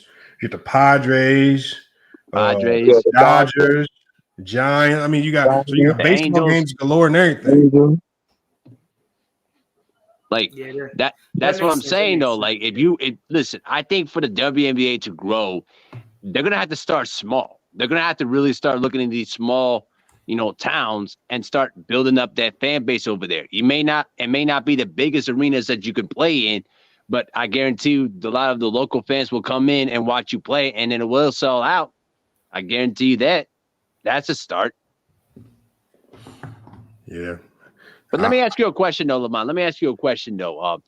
What were some things about Angel Reese, about her game, do you think that she needs to work on if she's going to be a dominant player? What do you think? Well, you got to so Angel Reese looks her, like if you look at her talent, like I think she only went to the WNBA because she was burnt out on college. And you could kind of sense it this year. She was just kind of burnt out on the college life. And her game hasn't caught up yet. So she's really going to need to go to a team that's going to want to take time to not just play her, but also develop her. Sure, she got to be able to shoot, because that's one of the reasons why they couldn't compete against Iowa, because she can't score unless she's right under the rim. She can't shoot a jump shot. I mean, I don't even think she's at the free throw line range yet as far as shooting mid ranges. So she has to develop her game. I think she has a horrible handle as far as being able to dribble at her size in the WNBA. It guards her size. So she's gonna have to have a better handle, and I think she needs to get stronger. So I don't think she's strong enough. So she's gonna have to go to a team where they're gonna have to say, "We know you're not ready. We're still gonna play you, but we're also gonna develop you." But that's just hasn't been how the WNBA operates. They don't operate that way for whatever reason. So it's crazy. Right. See, I look at Kathleen Clark's game more intensive. I don't know. Adam Morrison might be my kind. I look at her as kind of like a Christian Leitner in my way, not with the attitude and all, but I'm saying in terms of like, you know, her game, in terms of like, you know, her you know, dominating what her competition was there for her. But you know, I don't know. That's just my thing. Well, it's gonna be sad that they're gonna find out that she didn't win she didn't win the NCAA championship 4 years at Iowa. That's gonna be very disappointing. Well, I'll be honest with you, man. Like the Big Ten as a whole, because obviously living in Minnesota, it's Big Ten country, but the Big Ten as a whole, other than the men's side, but the women's side when it comes to basketball wasn't really that difficult, to be honest with you. Like normally in the Big Ten there would be some good teams in the mix, but I just thought that this year it was kind of watered down a bit. But I will say this though, Caitlin, she done broke when I say every, she done broke by every NCAA scoring record that it is to break. Now she do have that to her name, and she do have that. She broke so the thing is, breaking the record is impressive, and I get that, but it's hard for me to just look at it and just act like it's just this most legitimate record, because at Iowa they just never played any real comp. Right. I mean, you're talking about a ton of games against very soft competition. Like if you just look at UConn's or LSU's or South Carolina's schedule compared to Iowa's, we ain't like, if you put Iowa in the same conference with South Carolina, we're not having this same conversation. I don't believe. I promise you, I don't think we're having it. So, I mean, yeah, the numbers are good and great and all, but one of the reasons why a lot of the top, like if you look at a lot of the top scores in NCAA history, there's a reason why a lot of them don't translate well to pros, men or women. Right. So, because a lot of times you get those numbers because you're playing soft competition in soft conferences. Well, here's the thing, though, too. The one thing that I had issues with, you know, Kathleen Clark in terms of her game was that she sometimes jacked up, you know, a lot of 3-point shots from way outside, which most times went in. But anytime that she kind of like dribbled into the paint or try to, you know, get into the scenes to make a pass, she didn't have like a pull-up mid-range type of a jump shot or something to really keep the defense honest, where she could break their defender down, which she can do easily, but also can hit the little floater or mid-range jump shot. She could work on that, can't she? Yeah, that's what I'm saying. I mean, she can work on that, but I'm saying that's one of the things I noticed when I was watching her play, where she would beat her defender, but then all of a sudden when she dribbles, she would either over dribble into traffic or make an unnecessary pass. You know what I mean? Or just kick the ball out. Like if she had like a one dribble pull up from the free throw line, that could have opened up a lot of different dimensions in her game. You talking about Caitlin Clark? Yeah. But see, the one thing about Caitlin though, Caitlin got that range for one. Caitlin range, that's crazy. Her range is crazy, but also she do have a little pull up. It's not as good as like some, you know, NBA player, like NCAA players, but it's decent. But it's not really good. But her strength is her long ball, like Steph. I ain't saying she on the level of shooting like Steph, but I'm saying her long ball is her bread and butter for her game, like Steph's on. Hey, I like Caitlin. You know what I'm saying? I think she's gonna be successful. But I think a lot of people really need to talk about that job Raven Johnson did on her in that second half. Like, that second half, boy, it's just like something. That was a fantastic. And look, and granted, what made it worse is that was just you versus me. That was a lot of just you and me defense. Ain't no help. The handcuffs. Yeah, that was a lot of people. Because I was on Twitter and I'm like scrolling. I'm like, oh, they got personal shit. Like a lot of people may not remember that Caitlin Clark waved her off last year when she was wide open at the three. Caitlin Clark didn't even try to go out to close out on her. She waved her off. So what that tells me, the way she was playing defense today was like she took that personal. That's right. We need dogs like that. Like dogs translate across any sport. You know, so I really think a lot of people need to, you know, focus on what Raven Johnson did, the job that she did. Well, what happened? Yeah. So you said Caitlin. Okay, never mind. When she got them 2 steals at the end of the first half. Yeah. Yes. I said you don't see that, especially because Caitlin Clark got a decent handle. I said, you don't see that too much. I said, she got her twice before the half ended. I said, yeah, they own one. I said, yeah, they ain't losing this one. I said, they're not losing this one. You know, the scary part about it is that when you're able to defend without any help, that basically opens up a different dimension of defense. Man, she was moving her feet so beautifully, like, dog. Yes. I was like, yo, she's clamping her. Yep.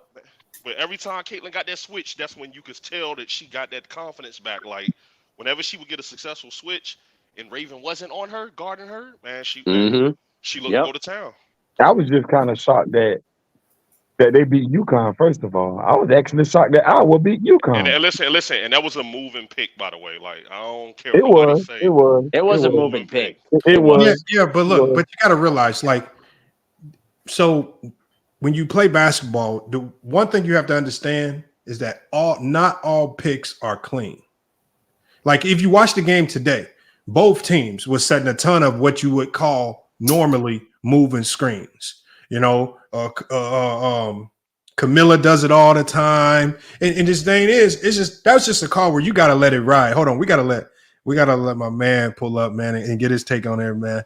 What's good, Gil, man? What you got on this, man? Can you hear me? Yeah, we hear you. Okay. Where you at? Where y'all at on it? Man, man, really, obviously my comparison was, I said, if the NBA and the WNBA don't make major changes, I'm talking about major changes with how they are being more accepting of these new players, Caitlin Clark is just going to be Adam Morrison on the next level if the WNBA don't step in and make sure she's the great. Adam Morrison, wow. I think that's why I started laughing. Adam Morrison is crazy. Like, no, you know, the difference is she can't survive. The reason she can survive because she does have a slingshot from far. Now that means because she can shoot so far away from the defense, most of her shots will come up before she even get to a defender. Now you have to guard her from damn near half court. Now pick and rolls. Now she has more room to move and maneuver. So she's gonna gain a lot of space just because she has a flamethrower from damn near right before half court. So that opens up the game a lot more. So nobody's gonna be sitting at the 3-point line. They're gonna start off sitting at the college street, and she's gonna be pulling up early. But the WNBA does need to change their format, like the NBA did, right? The NBA did it. You know, when those young guys, the Kobe's and all of them were coming in, they got rid of those old heads. Yep. We don't care about your opinion. We don't, you know what I mean? We it's a new era. We're gonna come in, we're gonna change it, and it's gonna be for them, right? And you know, like girls like Diana Taurasi, some of those older girls. Y'all had 20 years to make an imprint on this game. It hasn't improved since y'all had it. So therefore, we don't care what you're talking about here. When them two play against each other, it's gonna be damn near that Allen Iverson versus Jordan matchup. I'm purposely trying to embarrass Taurasi with the referee calls, get her fouled out of the game, whatever. But I'm gonna make sure my new talent looks better. Mm-hmm. That's the point of it. Like, no one's going to see Taurasi at this point. There's not going to be, if the game is sold out, it's not sold out because Taurasi is going to be sold out because of Caitlin Clark. So I need her to look great. Can I ask a question real quick? Uh-huh. Okay, so I remember when you were talking about you were saying that you would rather have those young players from college, have them on the USA team, kind of like how you put Melo, D Wade, and LeBron and the 04 USA team to try to promote those guys into your league. Would that be a smart way to do it? Yes, that's a perfect way to do it. I would put them on a team, all those young girls. Even if you don't have a plan, you should have enough talent in your starting 7 to jeopardize 4 girls. And if you do have to put them in, they're going to manage, right? They're gold medalists. You know, Caitlin Clark is 19 and under gold medalist. Paige Becker has won a gold medal. Angel Reese, I think she won a gold medal last year, or a FIBA medal. Put those girls on there so you can print their jerseys now. That means if you put Juju and Paige Beckner's USA jersey for sale, you're selling her jersey now before she even steps in your league, which gives her a fan base also. Create that fan base and that buzz now before your season starts with them and the younger guys and the younger girls coming in. It's smart. It's marketing. Like, oh, these girls need to deserve it. There's no such thing as deserving it. Do y'all want to deserve it? Do y'all want more money? If you want more money, then shut up and move to the side, because we got some people who's gonna bring in the income. The incomes come from the youth, right? Like Caitlin Clark, all these girls, NIL deals is college deals, right? So why are companies touching the college girls and not touching the pros? Nobody's. My bad. Because they have more so of a fan base, and the college tends to. Because they look more like girls, too.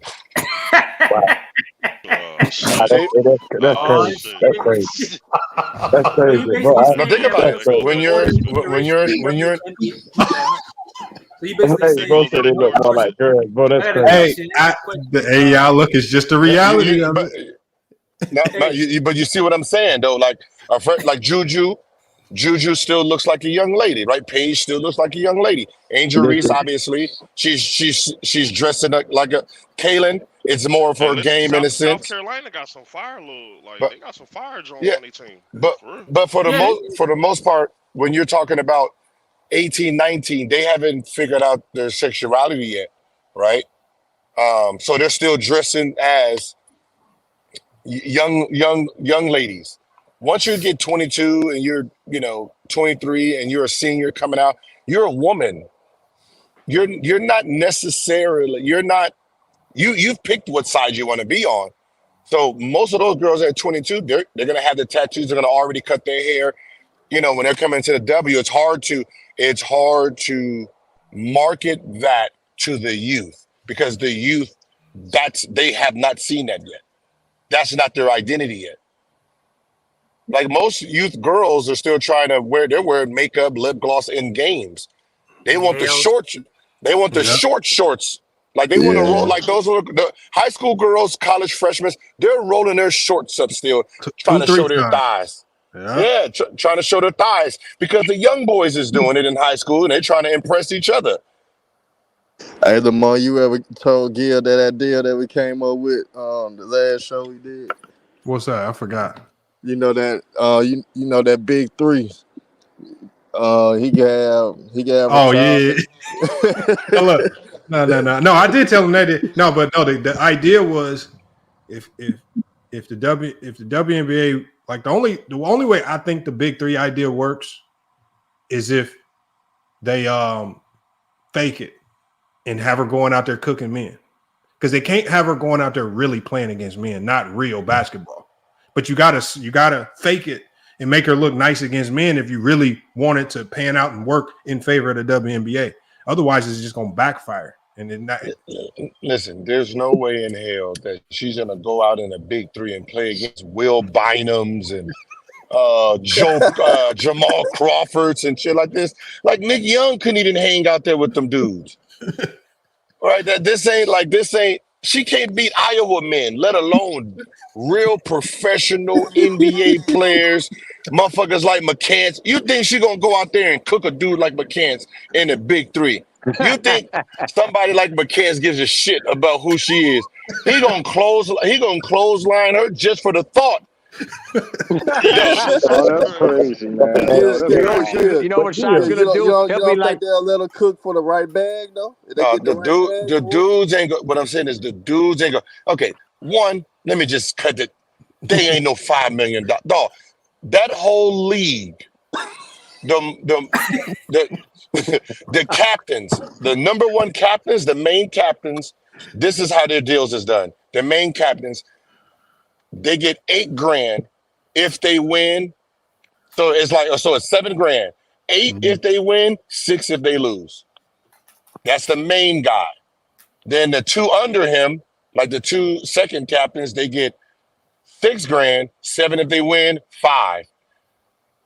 The rest of the draft picks, they get 5 regular, 6 if they win, 4 if they lose per week.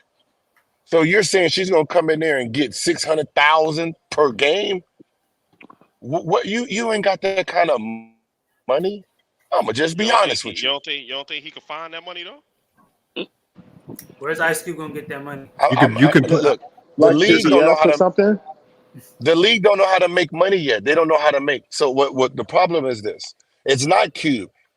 Cube he's a basketball fan trying to create a league for basketball players. It was his partner that didn't know nothing. And his partner's going in there trying to make deals and just rubbing people the wrong way, right? Which kind of like tainted Cube's name from business and stuff.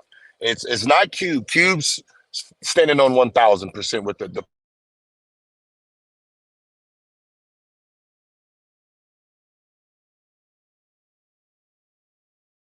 Y'all, he went out or was it me? Yeah, he went out. Yeah, he went out. Yeah, he went out.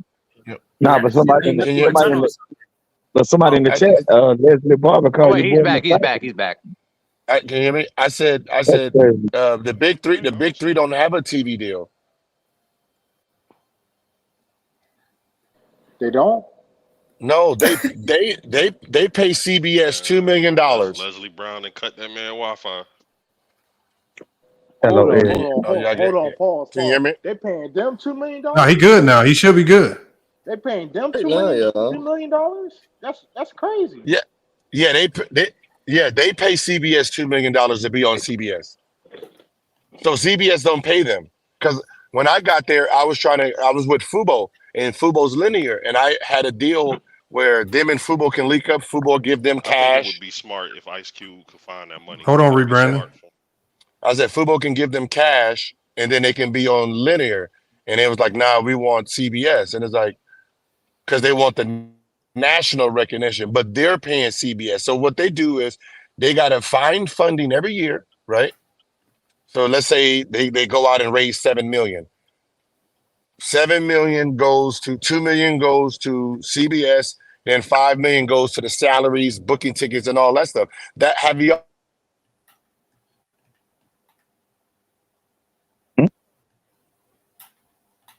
Man, y'all know he driving, so shit, he probably ain't driving. That's crazy. I did not know that. I did not know that. I never heard no shit like that. Like somebody paying crazy. $2 million just to be on the network. I mean, that league. That's wild. I ain't never heard that before. That's crazy. That's not. That's not surprising. Is it? Hello. No, we hear you. You back now, Gil? Yeah. I was said halfway through the season, every year they're gonna cut half the teams to get rid of their salary because they can't afford all the teams all the way through. So they run out of their money every year. Jesus. So they got to keep finding somebody that's going to keep putting money in. So they basically like the WNBA, but just in a different way. Yes, they actually are the WNBA in a different way. They don't know. They don't know how to be profitable. It's hard in the beginning, though. Like you got to understand, man, and you got to find your own niche. Yeah, hey, listen. This is what happened. I gave them dudes a bulletproof. I'm gonna be honest. I'm the one who had half the league cut because he was paying players. That wasn't even playing, giving them guaranteed 120,000. So I had to look through their contracts and see half the deal. So they cut half the league when I first got there. And then I said, you should separate them because when I got there, I had my own team, I had my own mascot, and I had I had my own team mascot. I had my own social media, so I was the only guy with his own social media. And I was basically saying, this is how it should be. Every team should run on its own, right? Let the players pay the players themselves. So I fund my own team so I can go out there and get my own marketing and get my own dollars. And you guys don't have to worry about every team itself. So that means you guys get to keep more money, and all you guys got to do is like pay for like hotels or something. But when it comes to pay the salaries and stuff, you guys didn't have to do it because but they didn't want to get rid of, they wanted ownership of all the teams still. Like Corey Maggette wanted a team, so you had like 6 players that wanted teams, and you would have sold them right there.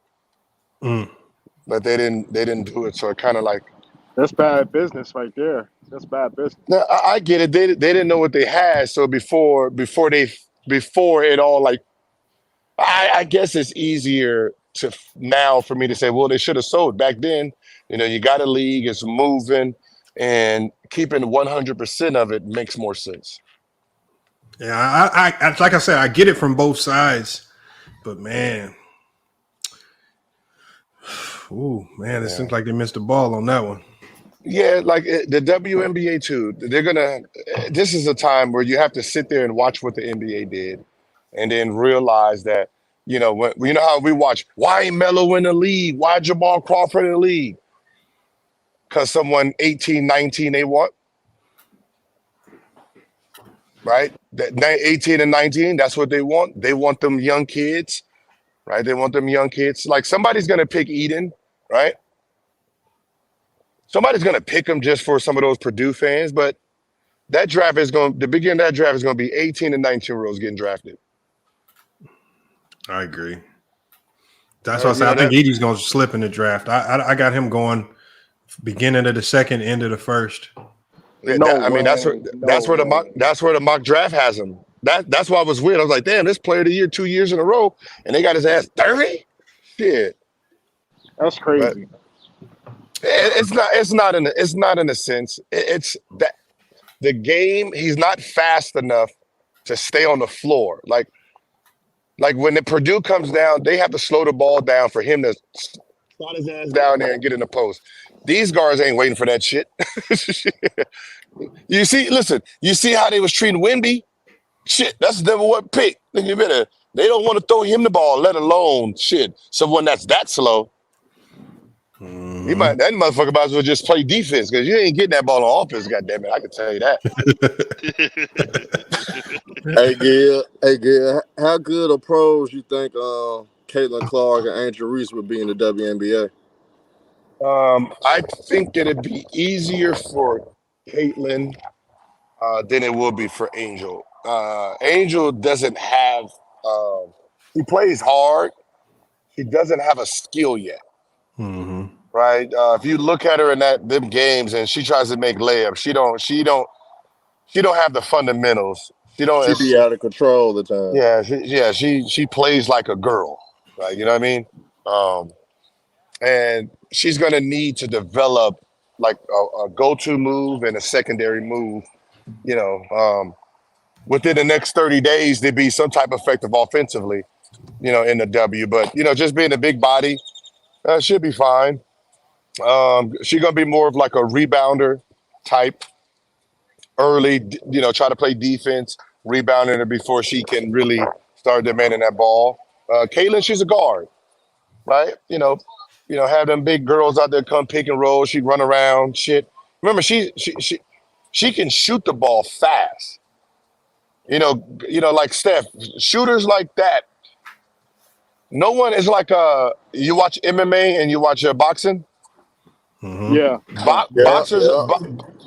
The defense is more like MMA style, right? They play defense with their hands down, right? They're like this. Right, they're playing like this. By the time she shoots and releases, let me just put my goddamn backpack on. Right, so they play defense like this. Well, by the time she takes that shot, you're reacting late, right? That's MMA, right? Boxers usually keep their hands up.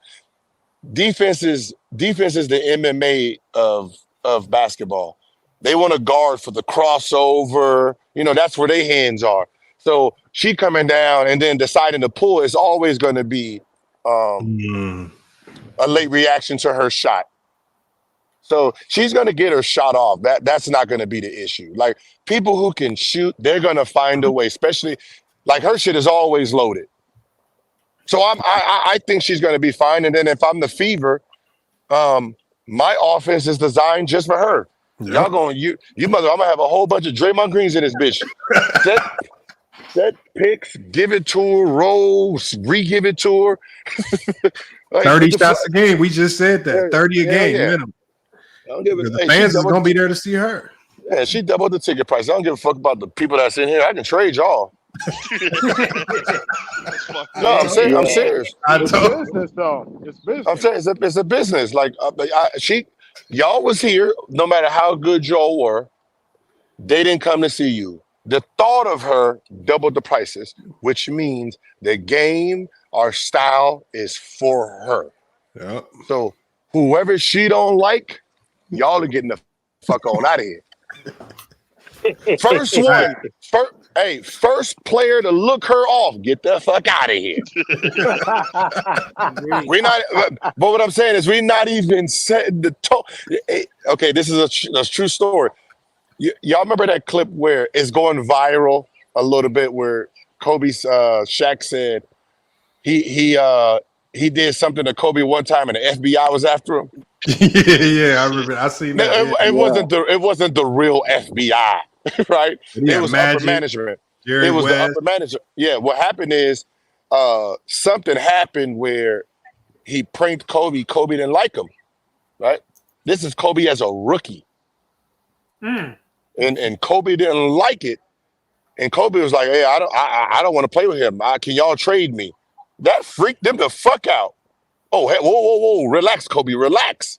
The nigga who airballing, the nigga who's coming off the bench, everybody had to go to sit down with Shaq and say, hold on, you cannot touch him. You cannot do nothing to him. We don't even want you talking to him like that. Because they already knew he was the future. He was protected from the first day he got there. Why do you think they got rid of Eddie Jones? Eddie Jones is all-star. Hey, we're gonna have to move you out. He's almost ready. He's almost ready to take on this role. But that's how it is. I don't have room if I'm Fever to have these girls not liking my future. It's my future. And that'd be the conversation from the beginning. Hey, this is her team. Whoever don't like it, let me know where you don't want to go so I can send you there.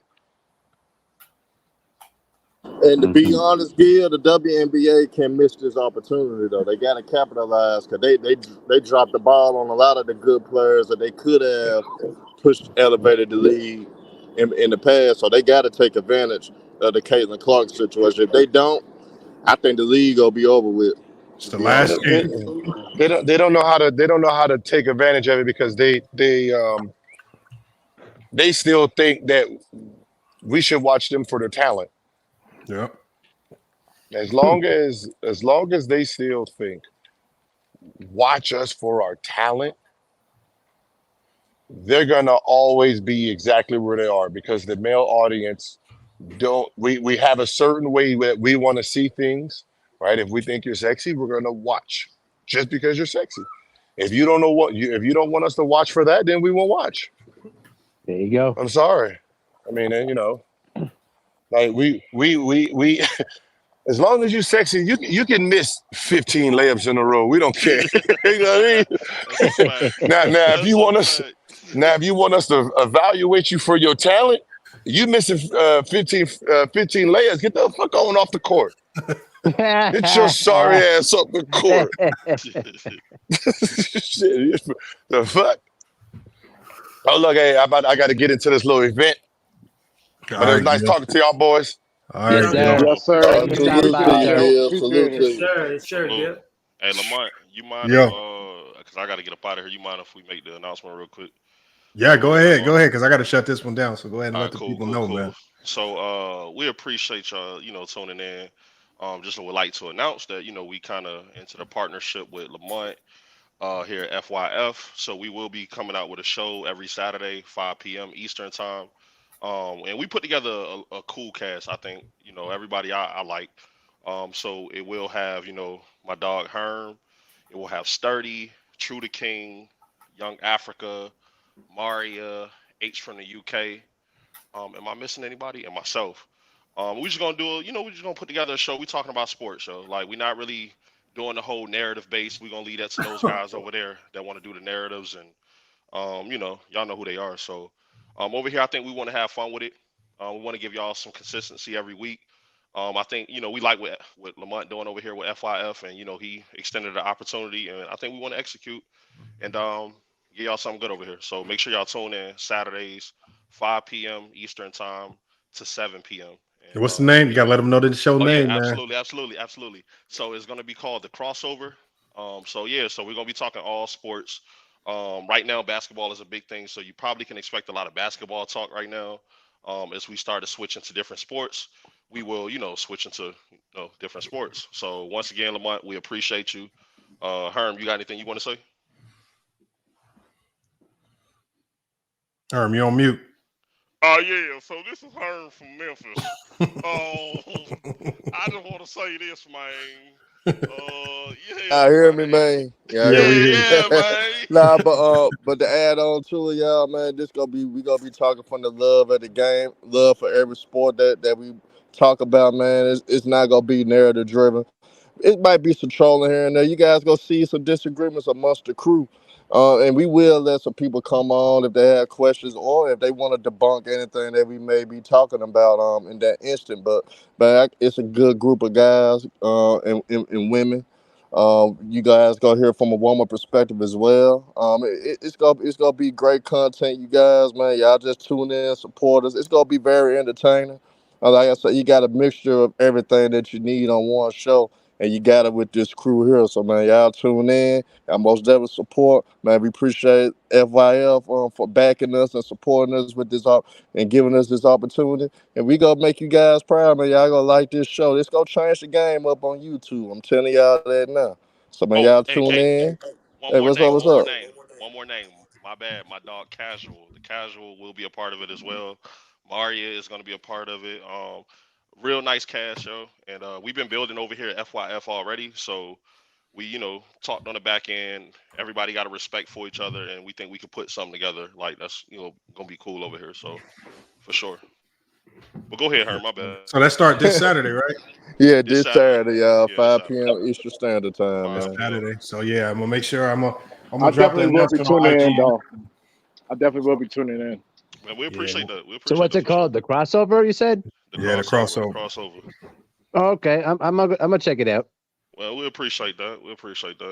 Y'all gonna hear me be able to cook Herm. You know what I'm saying? He like to troll and shit. I'm gonna cook Herm up a few times. It's nothing personal though.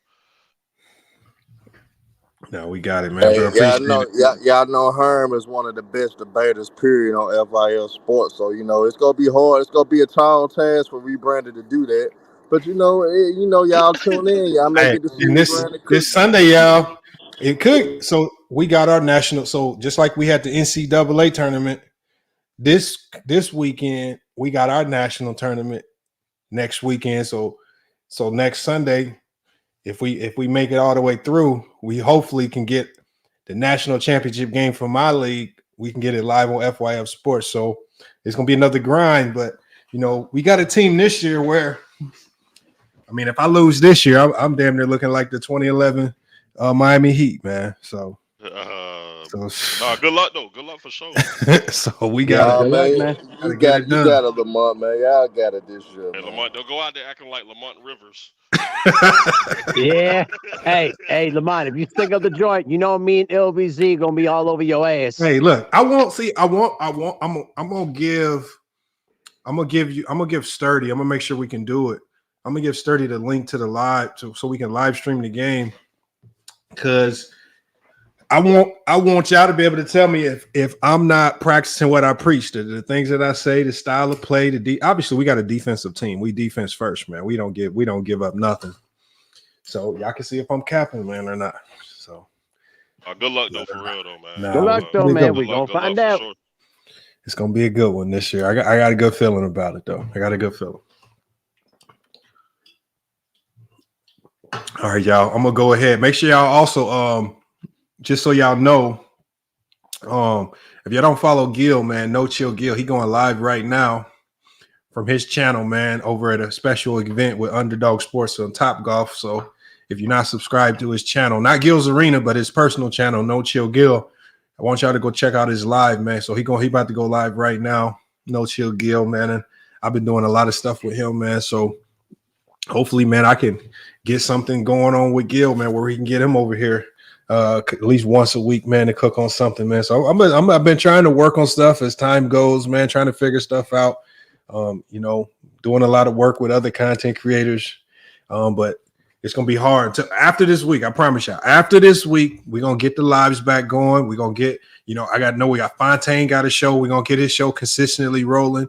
And then for anybody else, look, and this is for anybody. If you've been just thinking about starting your own show and you probably don't have a platform on your own, but you want to run your own show and you don't have the infrastructure, man, I'm really opening this up to everybody. If you want to run your own solo show, if you have a group of guys where y'all want to run an NFL show for the NFL season, if you do baseball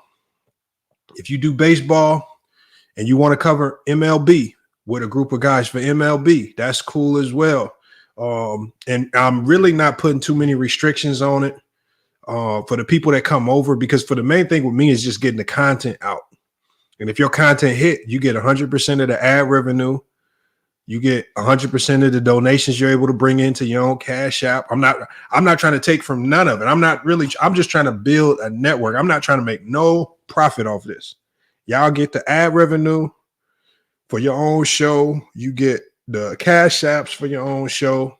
The main thing is all I ask is that if you guys bring a show over here that you consistent, whether it's 1 day a week, 2 days a week, and it's high quality, right? I don't want you coming over here, low quality. You ain't got it set up. You can't speak the English language correctly. Just make it decent quality, because I'm going to be transferring a lot of these shows over to Apple Podcasts, Amazon Music, and I'm going to be putting these shows on other platforms as well. So you got a little bit, talking head. You can tap into politics, right? There's really nothing off limits, as long as if you got a niche, whatever your niche is. I mean, if you want to do entertainment news, if you want to be the Dreamers Pro at FYF, I'm cool with that. If you want to be the Charlemagne the God of FYF, I'm cool with that. But just join the Discord. If you haven't joined the Discord, the link for the Discord been popping through the chat the entire night. So you can always just hit the Discord, join our Discord, reach out to me on there, and we can set it up. Talking head, make sure you're in the Discord. That's the easiest way to get a hold of me. Otherwise, you'll have to reach out to me on IG, and sometimes I don't get my IG messages. And I got so many messages on IG. Sometimes I be having to approve it, and sometimes I don't see it for a week or so. So just get in that Discord. If you don't have if you don't see the Discord link, let me drop it one more time. I gotta find it in here. Let's see if I got it on me. Do I have a Discord link right here?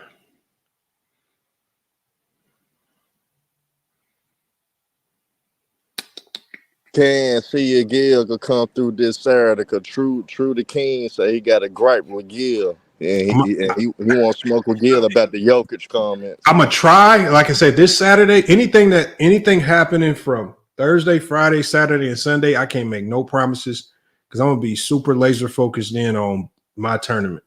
I might not even tune in to YouTube, man, because so I can try, but I can't make no if anything that's going on this weekend, I can't make no promises. I can't even lie.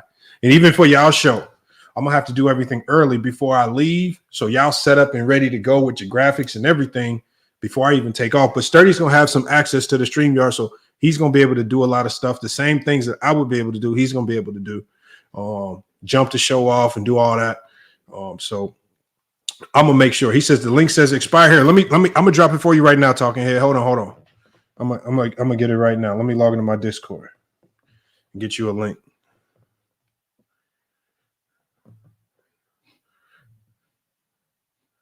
All right, hold on. Here it is right here.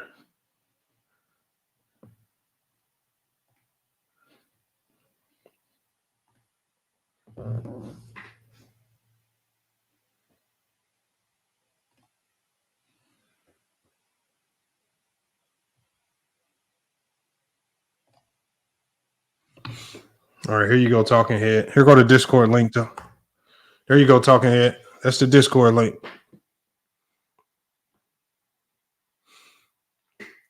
So yeah, that's for anybody. I mean, like I said, so my main thing, y'all, is if you got a show idea or a show concept, let's get it going. Let's get it going here because I'm trying to basically have a 24/7 channel, man, where we got people rocking their own show, Laker channel, Clipper channel, Suns channels, whatever it is, man. We really trying to because the thing is, everything that you do over here on FYF Sports, y'all gotta understand. Whenever I move to other platforms, everything that's going on over here moves with me. So as this channel starts to grow and these opportunities with Roku TV and things start to grow, y'all moving right with me over to these other platforms. The content is going to transfer. So so it's just everybody going to glow up with it. So if you have an idea, if you have something you want to get going, let's make it happen. Because shoot, if you really diligent with it, we can make the show happen. You can get started tomorrow. I want to do football to be honest or not. I mean, if you want to, but the thing is, I just want people that's going to be consistent. Like if you want to do a football show, let me know the name of the show. Let's go create your show graphics. Tell me what time you can be consistent with, whether it's once a week or not, and we can get you started with it. Right. And that's a fact. And it might start off with a ton of traction. Like I would expect anything involving Sturdy in that group of guys, that's probably gonna start off with a lot of traction because everybody know them, right? And they're gonna be talking basketball talk. And so, so there's gonna be some work you got to do. Like Fontaine's trying to build up his show over here, so he's trying to find more of a fan base that has an interest in sports betting. So some of his shows do well, other ones don't do as well, but that's just part of when it starts off. The goal is we trying to cater to all elements of the fan base here. Now, I don't expect everybody to tune in for a sports bet show. I don't expect everybody to tune in for NFL or MLB, but as we start to grow, your own individual fan base, your own social media is going to start to grow, and you can bring them people here. I'm even looking for gamers too. If you game and you want a gaming channel, let's do it, man. We're trying to rock out. Tekken 8 ranked gaming stream. Will Lakers, like Will Lakers, ain't nothing off the table. As long as you ain't doing no OnlyFans type stuff, ain't nothing off the table, man. And then the brother that's trying to do the football, you may need to try to reach out to Mac Duff. That's a football guy that a lot of people know, and you partner up with him and build it from there, and get the ball rolling. Everybody love football, so you may need to get some football guys. You may go look up and get an antisocial. I don't know how to find him sometimes, but you make him mess around to get him because he loves to talk football too. Hey, I know like I said, if it's just once a week, it makes it easier if it's just once a week to get people to pull up because it's always that one day a week where we know you always going to be available. And even if you're not always available, at least one or two of you guys are available to make the show happen. So when we can get it rolling. But as this summer progresses and we reach out to more people, I expect this to grow. I need to get Renegade, man. You got to come on with your own show, man. You too damn funny, man. You might as well come on with your show, man, with your conspiracy theories. You be typing all that stuff in the Discord. You be having all these thoughts going through your head, Renegade, man. We need that 30-minute to an hour show, man. Let me and Renegade have our own show, man. That would be funny as hell, man. I ain't gonna lie. No, it needs to be Jay. It needs to be Jay. Trunks and Renegade, that shit over with. No, I'm not gonna lie. Renegade and Go Mike. That would actually be a fun. Nah, Renegade and Jay. You know the dude. He always be saying LeBron and the Boule. Oh man, Renegade and Jay would go crazy. Renegade, hit me up in the Discord, Renegade, because we got to get Renegade on here. Renegade, I don't know how he ain't on the channel yet, man. He is too entertaining, man. Renegade show will go crazy. Just because he crazy, he just crazy. He gonna say something, do something to go viral. So, Go Mike then fell off. Go Mike, bro. You know, I tuned in to Go Mike late night one time. He just had an episode of The Locker Room playing. I said, Go Mike. Go Mike just fell. I hit Locker Room up. I said, you done got Go Mike, man. I said, Go Mike, then just go Mike. You'll wake up to Go Mike, and he'd be playing a whole Ticket TV episode one time. You never know what to expect when you go over there. He gonna steal all your content. We can't get mad at him. If he was a hard headed to me, because he was kind of headed to the right direction at one point, but he was hard headed though. Yeah. Because my prediction was that Go Mike was gonna be the first out of all of us to go viral. I was like, bro, Go Mike is gonna go viral, but then I don't know, man. Go Mike, I don't know, man. Go Mike, let it get. He let the little. He was getting a little bit of fandom. He let it get to his head, man. Cussing people out, kicking them. He didn't block at least 900 people. I said, Go Mike, you got 900 subs. What you doing blocking so many people, man? Says that's your fans. Will Lakers, man. Look at the brother of Mari Juma. Salute, man. Sister Noble. Was Adam Morrison the GOAT? He was the GOAT at college basketball. See, the thing is, Sister Noble, I compare Caitlin Clark to Adam Morrison because in college, they were revered the same way. Two players, didn't win national championships, both some of the greatest scorers for the men and women. Both are regarded as some of the best college basketball players of all time. But they're both going professional.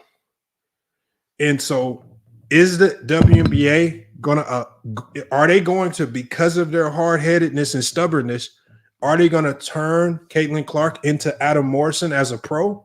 Or are they going to let her come into the WNBA and be Caitlin Clark? Are they going to open doors? Are they going to build teams around her? Are they going to stop all the BS that they've been on and just get to developing these players and let these players be themselves? Because you go with that same old played up formula, it's raps, man. It's raps. She's going to get buried and hidden in the WNBA, and she's going to be just like Kelsey Plum. Kelsey Plum came out of college in the same situation as Caitlin Clark. Lights out scored, looking like damn near Kobe every night. But you get to the WNBA and just kind of disappear. I mean, I didn't really hear about Kelsey Plum again until she married the NFL player. Because as good as she was in college, she might be the third best player on her own team right now. She might be the third or fourth best player. Yeah, I agree with that. I agree. So we know it, just all that scoring, it don't always translate the way we think it can translate. Because we've seen a version of her before go into the WNBA and completely disappear. Plus, we don't trust the WNBA because they tricked off some bad situations. Maya Moore should still be in this league right now. They tricked that off. Didn't pay her. There's certain players though where they so early in their league. Like, why does the WNBA have a salary cap? Your league just started.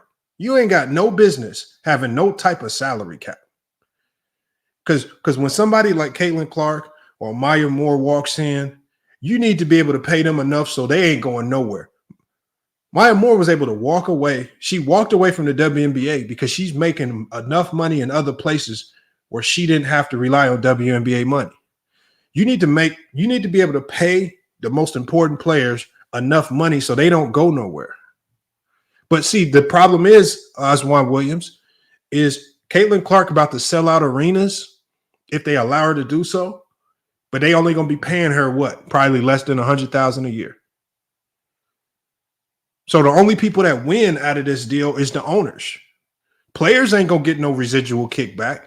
The CBA for the women is already in place. The CBA for the women ain't changing. So they kind of screwed themselves by putting themselves in a situation where only the owners are going to win once. And the owners in the WNBA are trash because they ain't really trying to spend money. So you can't expect them to get this money, this additional income, and look to reinvest it to make the league better. They're not about to do that. Yeah, I mean, I get the cap. I get the cap in leagues like the NBA, right? Because you want to keep the competitive balance. But this is an already established league. I just don't get in a league where you go damn near going bankrupt in the negative every single year. What the hell you got a salary cap for? Yeah, I don't need no structure like that. And shoot, you need to open up that salary cap because look, this is a reality. But in today's day and age, I want to know who's going to be the first Bruce Jenner to Caitlyn Jenner of the WNBA. Because it's going one of these days, one of these NBA players is going to make that transition and going to start hooping into the WNBA. And they better be willing to open up the pocketbooks to pay him, because that's going to be your next Jordan, whoever it is. Man, that's going to be your next Jordan. Do you really think that's going to happen? It's going to happen one day, yes. There's going to be a male NBA player that transitions, goes straight into the WNBA, and he's going to start barbecuing everybody. That's whoever it is, and they better be ready to remove that cap and open up them pocketbooks, because that's your next Jordan. I'm not watching that crap, man. Don't matter if you watch it or not. See, the thing is, as much as you say you're not watching it, if a man transitioned and went and played in the WNBA, you would watch just to see how many points he's going to score on all them women. Don't get me wrong. I may see like little clips and see how many points he averaged, but man, there's a lot of people that will watch, because it's just whether it's positive notoriety or negative, it's going to bring eyes. Oh my goodness. Jack Guilford said WNBA will never let Caitlin Clark be herself. They are too loyal to current players. And Jack Gifford, that's why I said she's going to be the next Adam Morrison. I said she's walking into a league where the league itself is fighting against her. The players don't want her to be Caitlin Clark. You got people like Diana Taurasi and Cheryl Swoops talking about she can't do that. I said, if y'all want her fame to translate and this notoriety to come over to the WNBA, y'all better make sure it translates. Y'all better make sure Caitlin Clark can be Caitlin Clark if you want this league to thrive to any degree. I just don't think they want to see this league thrive. What they want is they want the people that are watching Caitlin Clark to come over and watch them. They don't care about the league thriving and getting better. They just want more eyes on them. They want to have the opportunity to experience what Caitlin Clark is experiencing, all this fandom. So there's a lot of jealousy that she's going to experience from her own players. That's why when Gil came in here, Gil said, you need to start cutting and waving any player that looks crazy in her direction. I'm getting them up out of there because I'm building everything around Caitlin Clark. Without even touching a basketball, she's already doubled the ticket prices. They come on. And there's always that element. Like, as much as the WNBA want to play like this is not an element, you got to play the black versus white element. It might seem corny. Some people might not think is that moral, but it's an element of marketing that you have to consider, because Indiana's majority white state. So she's and it's very similar to Iowa. So she's going to have a natural fan base of white fans. And there's always going to be that black versus white dynamic that you just need to play into, just like the Bird versus Magic thing. Can't go wrong. But are they going to be so woke of a league? Are they going to be so woke of a league where they say, oh, we can't do that? Nah, you better do it. Hold on. Khalil, here's the link. Yeah. Do you think the same thing may happen? Hey, Lamont, when you think about this, though, I don't think the WNBA ever had a face of the league. Think about all the great players they had. I don't think they ever had a face of the WNBA. And you know why, Herm? Because the WNBA wants to be bigger than the players. They don't want no player to be bigger than the league. They like the NFL mentality. See, but the NFL can do that because the players run around with helmets on. You don't know what they look like. No, it's a fact. That's the honest God truth. Then there's so many players. Too. The NFL is always going to be bigger than the players, because you can literally be in a grocery store next to an NFL player and never know, because they run around with helmets on. But when you're an NBA player, you can't do that. The face of the league, that's why they can have a face. The NFL will never have a face. Unless it's a quarterback, you constantly taking your helmet off. Because I'm just thinking about all the greats that played in the WNBA. They never had a face. Like, they didn't even take advantage the early years when the Houston Comets were dominated, why they didn't take advantage of that? It's just a poorly ran league. It's crazy to me. It's totally crazy. Yep. Yo, Lamar, can you hear me? Hey, what up? What up? What up, Clip? What up? Salute, OG. What up, everybody? What up? Nah, Lamar, you speaking facts. I heard you allude to this a little earlier. I had Iowa here at my job here for 8 days now, so I got a real good chance to see them, be around them a lot, be around the team, the coaches, the staff. You was right with what you said, bro. A lot of them, like, I'll give you a couple of examples. Well, one that I had yesterday. So one of the girls, the center girl, I forgot her name, not the black one, but the white one. I think she hurt. Her parents were basically saying, like, well, everyone's out here just to see Kayla. You guys don't care about our kids and, like, the rest of the kids on the team. So, like, you can already see that resentment. And just seeing them when they go to breakfasts, lunches, and stuff like that, Kayla Clark is mostly by herself. She has her own camera crew, everything dedicated specifically to her. And a lot of these girls, I think they filming a documentary on her. I know they got something coming out soon as far as the tournament and everything, but just to see that in real time and be around them as long as I have, like, a lot of these girls do resent her. She does have some friends on the team, but the majority of these girls just simply don't like her. And I don't think it's because she a bad person. I just simply think of the way that the media portray her and all the attention she get. It seemed like I got half the state of Iowa at my hotel right now, and almost every last one of these people are here to see her, and that's it. When we were doing the escort out to the arena, she got the biggest roars and cheers. She came out last. Everybody else came out first. You know what I'm saying? It was just a lot of stuff that you can see just witnessing it.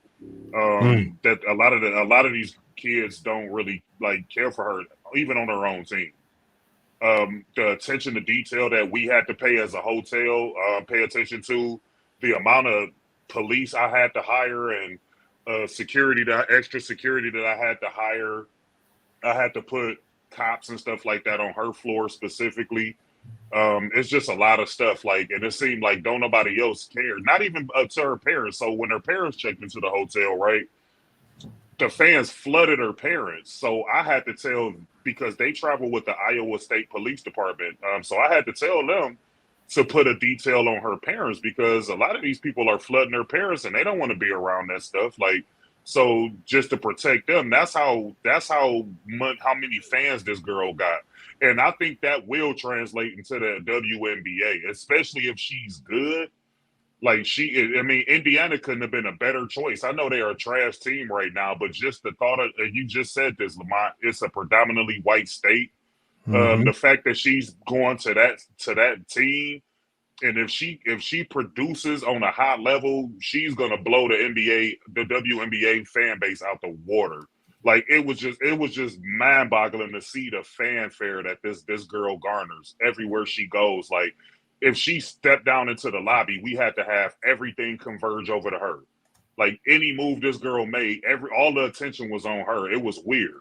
And like I said, she got her own production company that follows her around everywhere she goes, everything she does. They follow her around and everything. It's just a weird dynamic to see. And just seeing, like I said, when they had their team meetings and stuff like that. And I was in on the strategy room when they were coming up with a game plan to feature her. They were trying to, like, get her in space.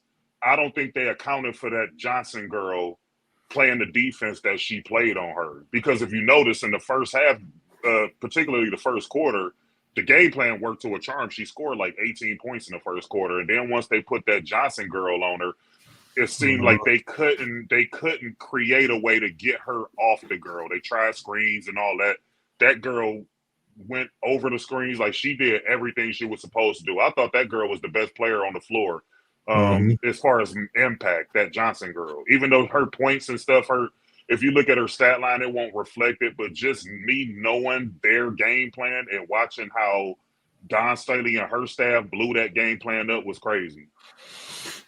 And that's what my biggest thing from that was when I look at, I blame that on Iowa scheduling poorly. You gave Iowa a cupcake schedule. Mm-hmm.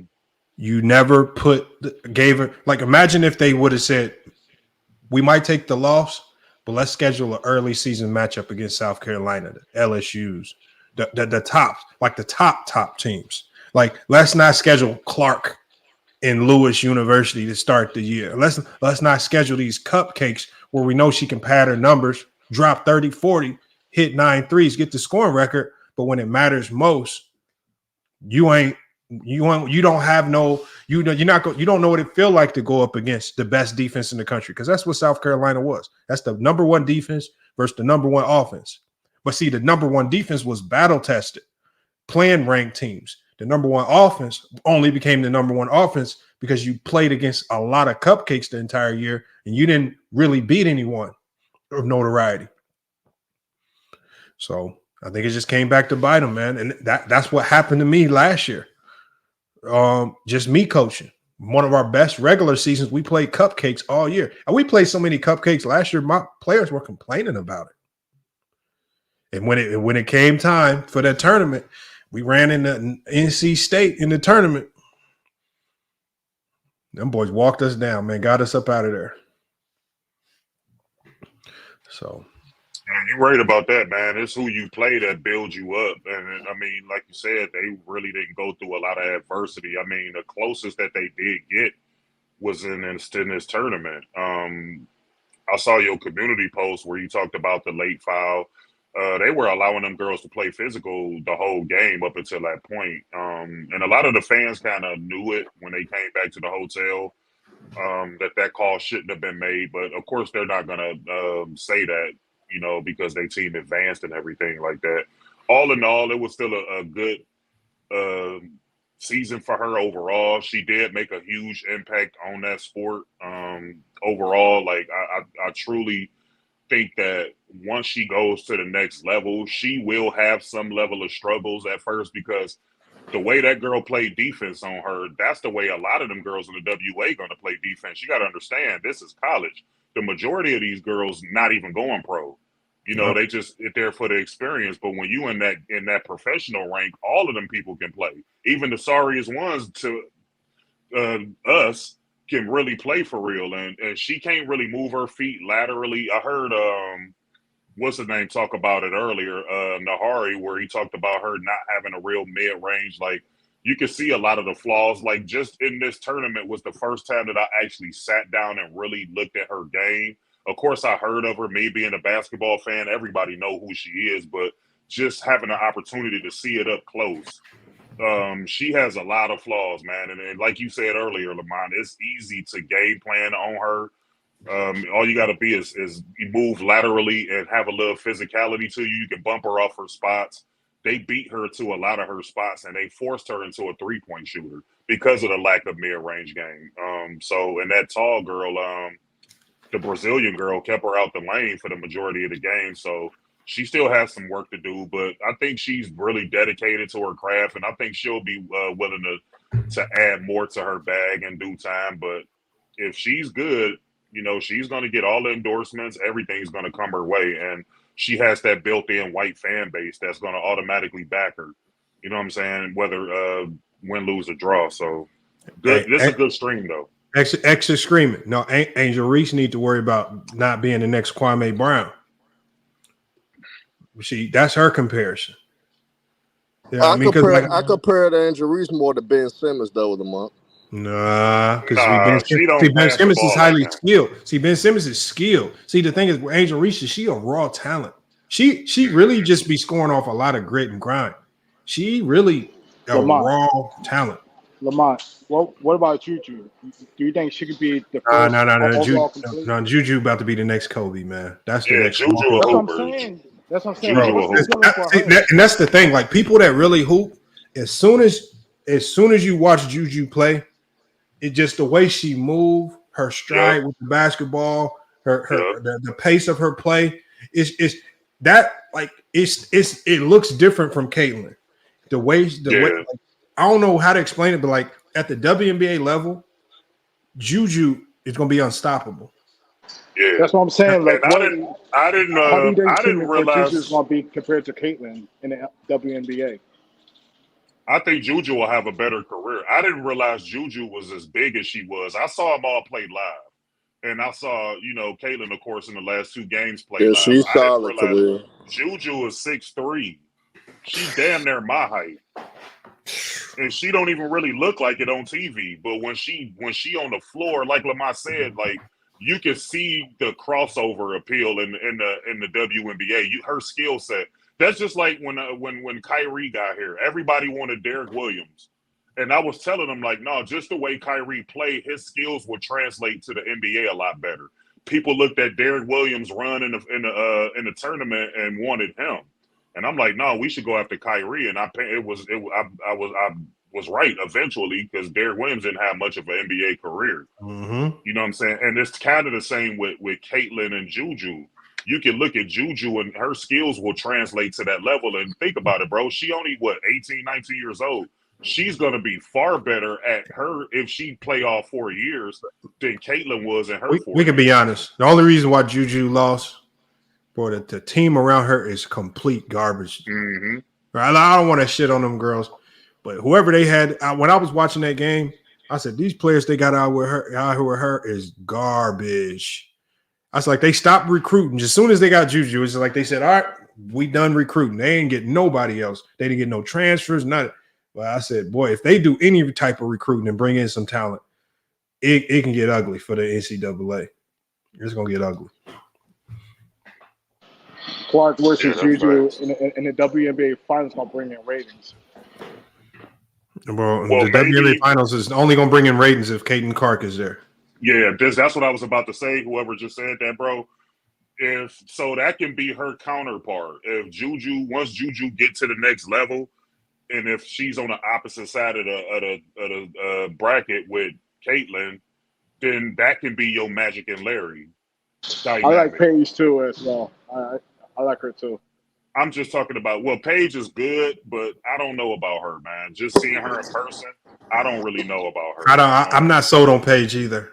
But is the WNBA gonna push it though? That's the thing. I don't give a damn how good they are. I think they can push Paige. I think she'd be a good market employee, but as far as like a talent, I'm not a believer in Paige. I think Paige at the college level, she's good, but she didn't sell me. I think Malaysia Fuwiley, she's gonna be a hooper. I like her. Another hooper I see is the craziest thing is and nobody's even talked about her was. I think one of the best players in this tournament, and nobody said a word because of Caitlin Clark, is one of Caitlin Clark's teammates. But that girl with the Afro puffs, Hannah Stokey, but she is dog. That girl was smoking, and it's funny you brought her up, Lamont. I swear to God, I just ran into her in the lobby, and I told her you did your thing, and I think she only a rookie, ain't she? I think she a freshman. Yeah, so I mean, that girl can ball, man. She can ball. If it wasn't for her, the game wouldn't have been as close as what it was. Even in the last game, she had 22 points. She saved them versus UConn. They don't beat UConn without her. She was because remember, Caitlin Clark 0-7 from the 3 versus UConn. It was Hannah Stokey that was barbecuing. I'm talking about making tough layups. I mean, but nobody say nothing about her. So we'll see her next year. Lamont, I got one more question. Yeah. What do you think about that girl at Iowa State? That girl that looked 300 pounds on TV, like the center. I know she's big, but she got skills, man. Who you talking about? Brooks. I think her name Crooks or Brooks. You talking about the light skinned girl who dropped 40? Yeah. I didn't watch her play. I just heard she dropped 40, but I didn't get a chance to watch her play. So, but I mean, you dropped 40. You got to be somewhat decent. So we'll see if it translates. But it's hard to say. Women's basketball is just so hard to say. Unless you really watch and you spend a lot of time watching, it's a little different from the men. The men got some hidden, it's some hidden players on the men's side. Like the dude Castle from UConn. He looked like a problem at the next level. Look like he about to be a problem. He the best player on their team. Yeah, this was a lit tournament, though, overall. I mean, this is my first time really focusing on women's college basketball. It was lit, bro. Just going to the games in the environment, seeing all the different fans from all over the country and the passion that they had. You know, when Iowa came back to the hotel, they were dejected, but we had so many fans here. As soon as they hit the door, the fans just erupted, and that brought their spirits up a little bit. You know what I'm saying? Which was important for them because, I mean, like Caitlin, you got a lot of the girls, this was their last game, and they wanted to go out with a bang. But just the amount of support that the fans gave them, that was good to see. You know what I'm saying? So all in all, it was a good experience, man. I got a lot of pictures and stuff like that. So it was a fun time, man. Fun time. Yeah, it's gonna be good. I forgot too to ask you about that because you is in Cleveland too. That's crazy, man. So that's crazy. You had the whole Iowa team there, man. Yeah, man, it was wild, man. Our whole lobby, everything is decked out with all Iowa. They made the staff wear Iowa gear and all this stuff, you know, to support them and all that. They gave tickets away to the games and stuff, so it was a good time, bro. You had to finesse you would have had to finesse the Caitlin Clark autograph on some memorabilia somehow. Like, well, I got you all the security, man. Come on, can you bless me with this? I got real cool with her dad. I spent a lot of time around him. So he was real cool. And a lot of her security personnel I got real cool with. But as far as Caitlin herself, honestly, man, she wore that hoodie and she just had tunnel vision. She didn't interact with none of the fans. She didn't wave at nobody. She just was straight to her room every time, straight to her room. She really didn't do a whole lot. And the little that she did do, like I told y'all, cameras was around her the whole time because I believe they filming a documentary on her, just following her around throughout this whole tournament and throughout their whole season, her last season with the team. So it'll be a dope watch, man, when they do come out with it eventually. So it'll be a dope watch. Oh yeah, Khalil, while you on here, man, why boxing let Earl Spence finesse his way into most likely getting that fight with Tim, man, instead of letting Crawford get that match, man? Why I told boxing y'all he wasn't gonna fight Crawford again, man. He lost too convincingly. When you a boxer, especially an undefeated one, when you take a loss like that shake your confidence. And he understand it don't matter where they at, 147, 154, he would always lose to Crawford based off the way he lost. So what Errol Spencer's trying to do is he trying to become a champion up there, get a couple more fights, and he gonna cash it out. He ain't gonna be boxing too much longer. So I mean, he don't want to go out with a loss. He want to kind of, you know, distance himself from that embarrassing loss, but he'll never fight Terrence Crawford again. That's over with. I wouldn't either, bro. I mean, I would say if you smart and you trying to make money and longevity, you got to stay away from Crawford, man. Yeah, Crawford's too dangerous. I mean, boxing is a corrupt sport, so the way the rankings is, this is why a lot of people don't really understand it because there's so many belts, there's so many sanctioning bodies and stuff. A lot of people don't keep up. If you ain't a avid boxing fan, you're not going to understand who the real champions are. You see 4 different guys in the same weight class all got belts, but it's only one true champion. So unless you follow the sport, you're not going to really know who the real champion is. Well, prediction, Jake Paul, Mike Tyson, who you got? I don't really give a fuck about that fight, to be honest. I think if it was a real fight, Jake Paul would be out of there in less than 10 seconds. But they're not going to allow Mike Tyson to kill that kid. What's going to end up happening is they're going to allow Mike Tyson to rough him up a little bit. Jake Paul going to probably drop Mike Tyson like later on in the fight to make the shit look more appealing. And it's all an exhibition, man. It's not going to be a real fight. If it was a real fight, Mike Tyson, even at an advanced age of 57, he would knock Jake Paul the fuck out. I think Mike Tyson about to go in there and try to kill that dude. I don't think they're going to allow it to. I don't think it's going to be similar to the Roy Jones fight. Roy Jones could have got knocked out if Mike Tyson was really, really pressing the issue. But I think it's more of, you know, theatrics and stuff like that. They'll make it look entertaining, make it seem like Jake Paul got an actual real shot. Because most people who just, even like casuals, understand that you look at the way Mike Tyson practiced still, he always in the gym and stuff like that. So he would literally knock Jake Paul out, but they won't allow that to happen because they're making a lot of money off Jake Paul. So having him win against all these older fighters and stuff like that is keeping the cash flow going. Hold on, we got Timothy Taylor. The Indiana Fever got the South Carolina center from last year, best player in the country. They don't need another center. They just got the best center in the goddamn country. Yeah, they got Boston, man. Yeah, Leah Boston was the best center in the country. They got her. She's solid. She was rookie of the year, I think. She good. They just don't got nobody else outside of that. Hey, quick before I get up out of here, Herm, when is y'all show again, bro? I'll tune in and watch y'all show. Yeah. The crossover is gonna begin next Saturday. With this Saturday coming up, 5 p.m. Eastern Standard Time. The show will be called The Crossover. We gonna bring it over here, man. Gonna have some interesting characters. We got Sturdy. We got Mariah. We got The Casual. We got Rebranding. We got myself. We got H from the UK as well. So we just coming together, do a show. We gonna talk with real ball. You know, it's gonna be interesting. They still gonna let Herm be Herm, so that's a good thing about it. But we just gonna talk ball, man. We gonna talk different sports as well. When it comes to boxing, when they want to touch on boxing, man, if you want to, man, I would love to have you on the show. So y'all, is it a set panel, or y'all gonna have people come up and we'll have some people. Okay. Yeah, we'll have some people come up, but it's gonna be mostly our perspectives for the most part. But then we'll allow people to come up and chop it up with us as well. Oh, that's what's up. I mean, Lamont giving y'all his blessing. I'm always support Lamont, so I definitely check y'all out, bro. I got to run though, man. Make sure because they got a curfew, so I got to make sure they good. So good stream again, Lamont. I'll holler at y'all next time. All right. Salute. All right, Herm. I'm gonna go ahead and drop you down, Herm. I'm about to get this one over with, man. All right, I appreciate you pulling up. Appreciate you, bro. Salute to Herm for hitting the cash app as well, y'all. But look, y'all, man, this FYF Sports Debates Podcast episode, man. Y'all seen it. Y'all heard it here first, man. Right? Caitlin Clark is headed to the WNBA.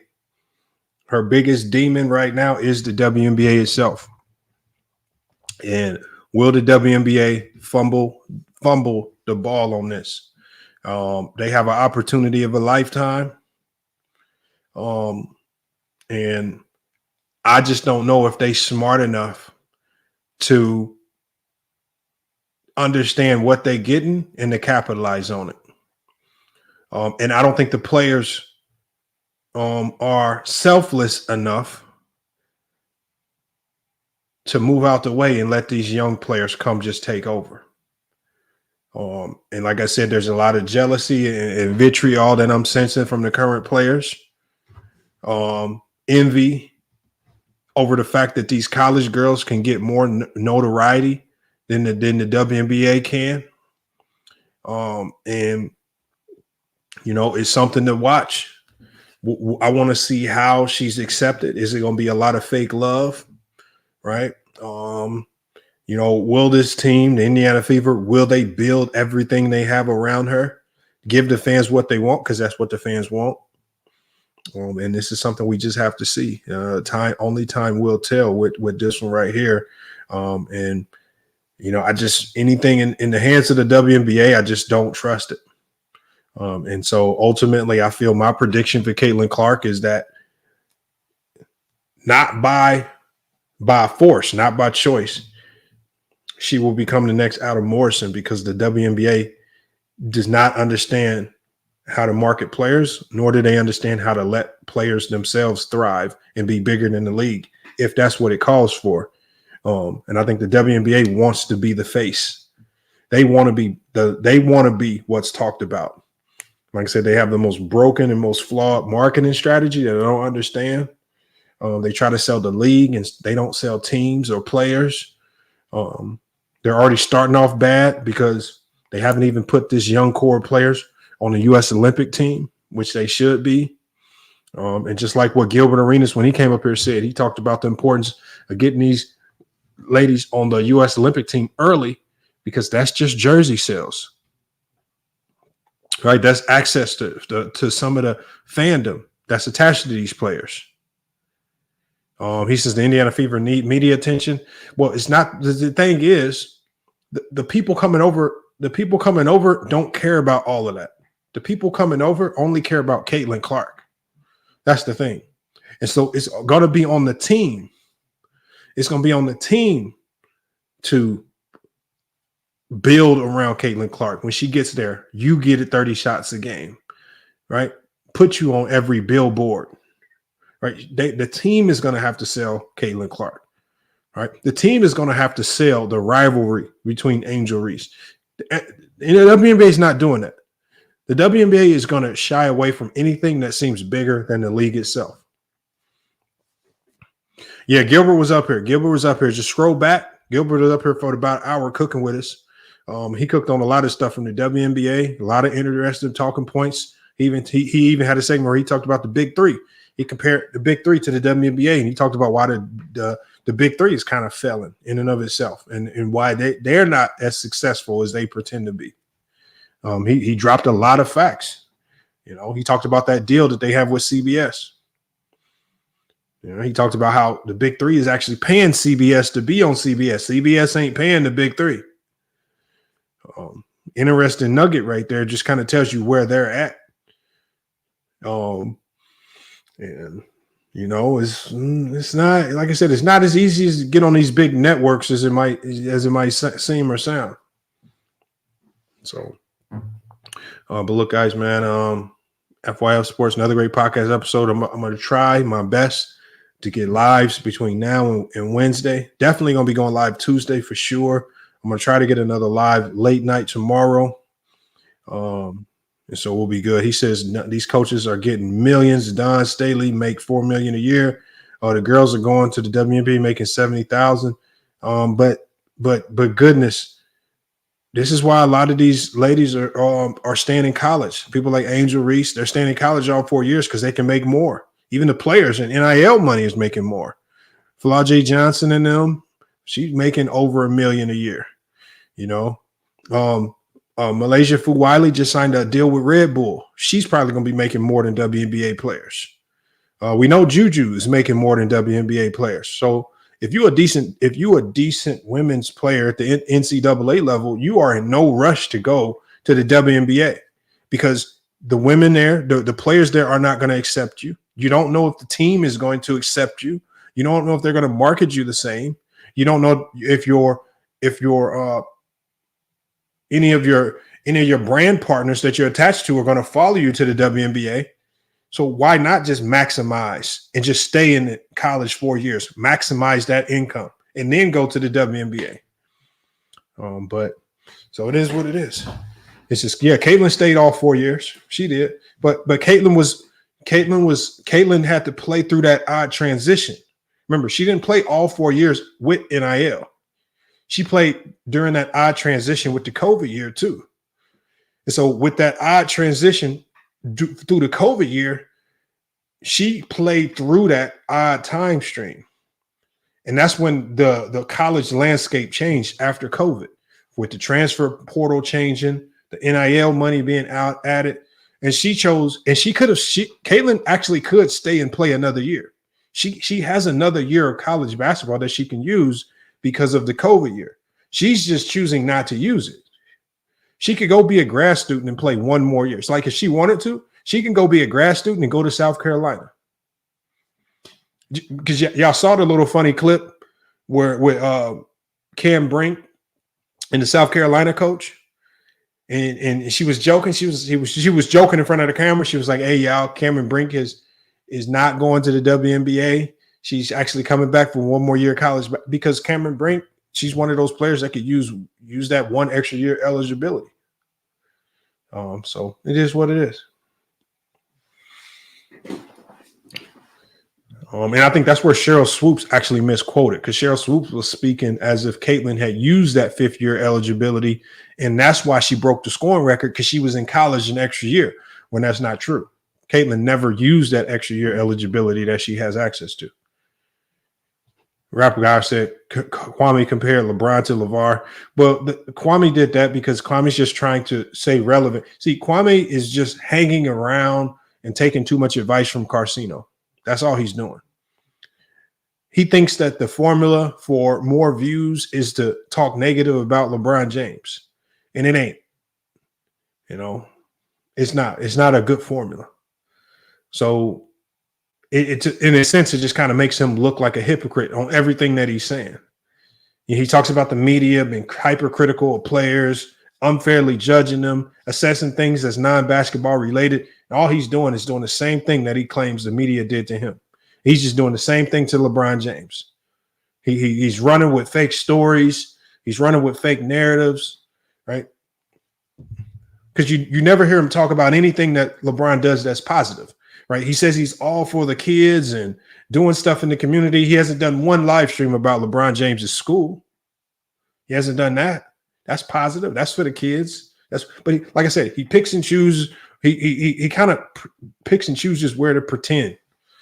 And then so he just thought the most trendy thing to do would be to talk about Bronny James and why Bronny James. See, Bronny James is doing what hundreds and hundreds of college basketball players are doing. They enter the draft without an agent just to talk to NBA scouts, see what they need to go back to college and improve, go back to college for a year, work on those things, and then come back at it. Carson Edwards did it when he was at Purdue, right? A ton of players enter the draft without an agent just to be able to get in front of NBA scouts so that they can know what they need to improve in their game. So the fact that when Bronny said he was entering the draft without an agent, it should have told you everything that you need to know. He ain't going to the draft to stay, and he's only going to go in the draft to stay if he gets raving reviews or some type of guarantee from a team that they're going to draft him. Anything outside of that, he's coming back to college, which is why he did it without an agent. Salute to Clarence, man. Be good. Be good to life. Jenkins, man. He said the Clarks. Appreciate you pulling up, man. I know it's towards the end of the stream, but I appreciate you pulling up, man. You might want to rewind back, man. Gilbert Arenas came in with some interesting insights on the Caitlin Clark situation. What's your Instagram? It's just at FYF Sports Debates. At FYF Sports Debates. It should be easy to find. Once you start typing in FYF Sports Debates, it should pop up. There's a fake FYF Sports Debates page, but you could easily tell the difference. My page, I think my page has a check mark. And my page, I think we have like 15,000 followers on IG. I think the fake one is like no check mark. So mine has a check mark. Should be pretty easy to find. Or you could just join the Discord, Kid Trunks, if you're trying to reach out about anything in particular. Or I'll drop the Discord link if you want to reach out.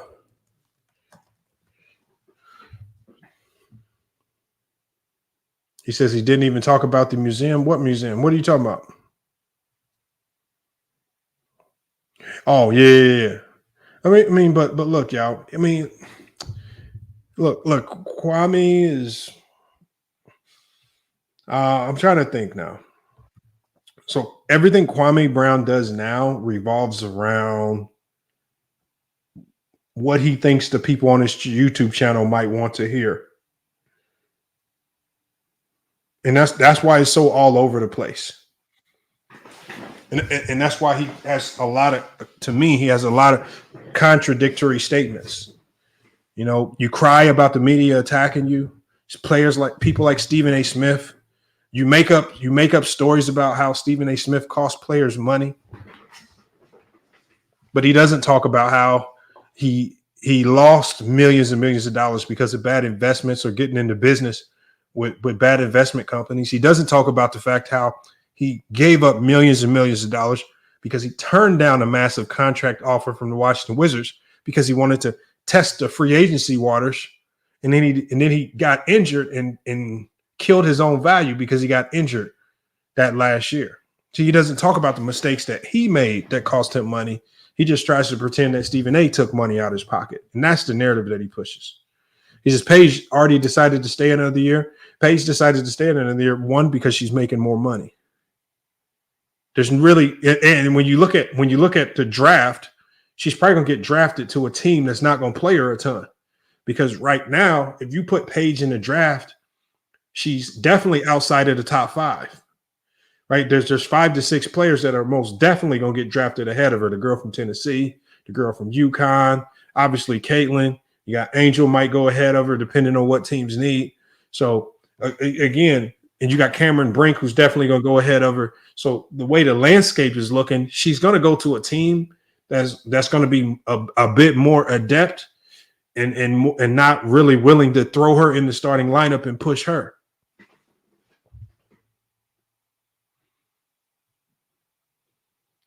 I know, goodness. And see, that's another thing. See, that's a side that we don't get to see.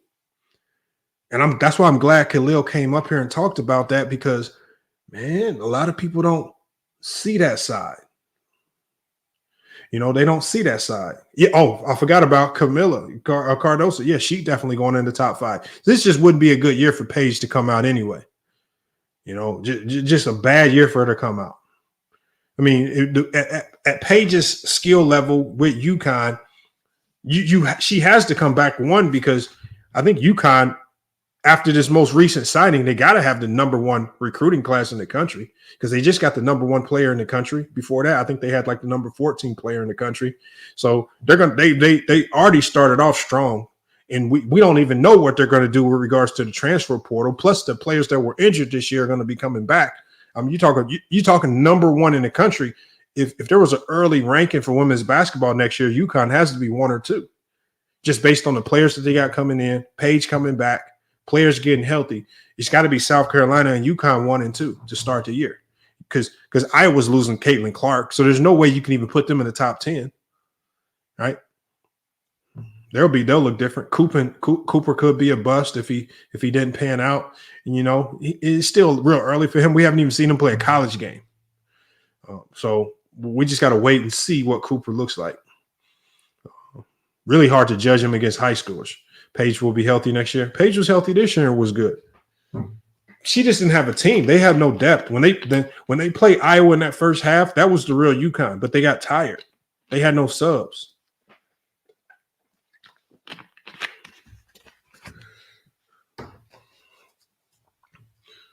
So, I mean, but any player can be a bust, Rap God Reloaded. That's the thing. Anybody can be a bust. There's so many factors that go into being a bust. And so, and that's why I say people have turned being a bust, that term bust has become this negative connotation. And like that stems from like people from Kwame Brown making it seem like being labeled a bust is this absolutely bad thing. No, it's just sports terminology. You got to get out your feelings when people use it. When we say that you're a bust, it just means something went wrong and you never panned out to be the player that we thought you could be. That could be an injury that you can't control. It could be you yourself just not putting in the work. So injuries like Greg Oden, you being lazy like Anthony Bennett and Kwame Brown. All right. So sometimes you or you could just be sometimes scouts just get it wrong. And that happens too. Like they did with Andrew Bogut. I think they just got it wrong with Andrew Bogut.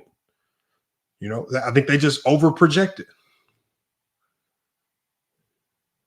You said I just watched that last stream with Elder and his feelings. We had Elder on here. Oh, what stream you talking about? That old stream? I think I dropped an older video where we replayed some old streams. Sister Noble says, view is not true that Caitlin Clark's teammates didn't like her. I don't know, Sister Noble.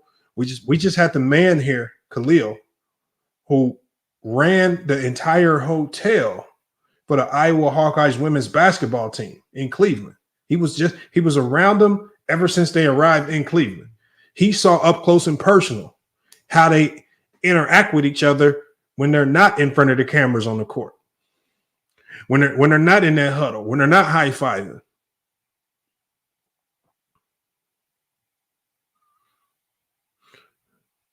No, Sniper Nation, I agree, because Brandon Roy even said it.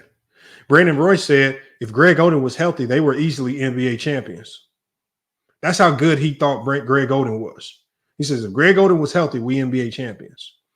Yes, Sister Nova, you meant it. Khalil runs the hotel. He ran the security for the hotel that the women's Iowa Hawkeye women's were in Cleveland. And I know he ain't lying because I was in Cleveland a couple years ago, linked up with him, and that's what he does. He does security for hotels and big time events like this. And so he saw behind the scenes. He even introduced some new stuff. He talked about how he said they were filming a documentary on her. She's secluded from the team, hoodie on, not talking to no one, in her room, separated from the team when they were eating. He dropped some gems.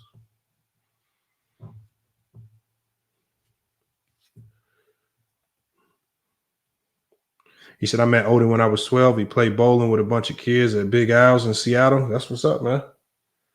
That's what's up.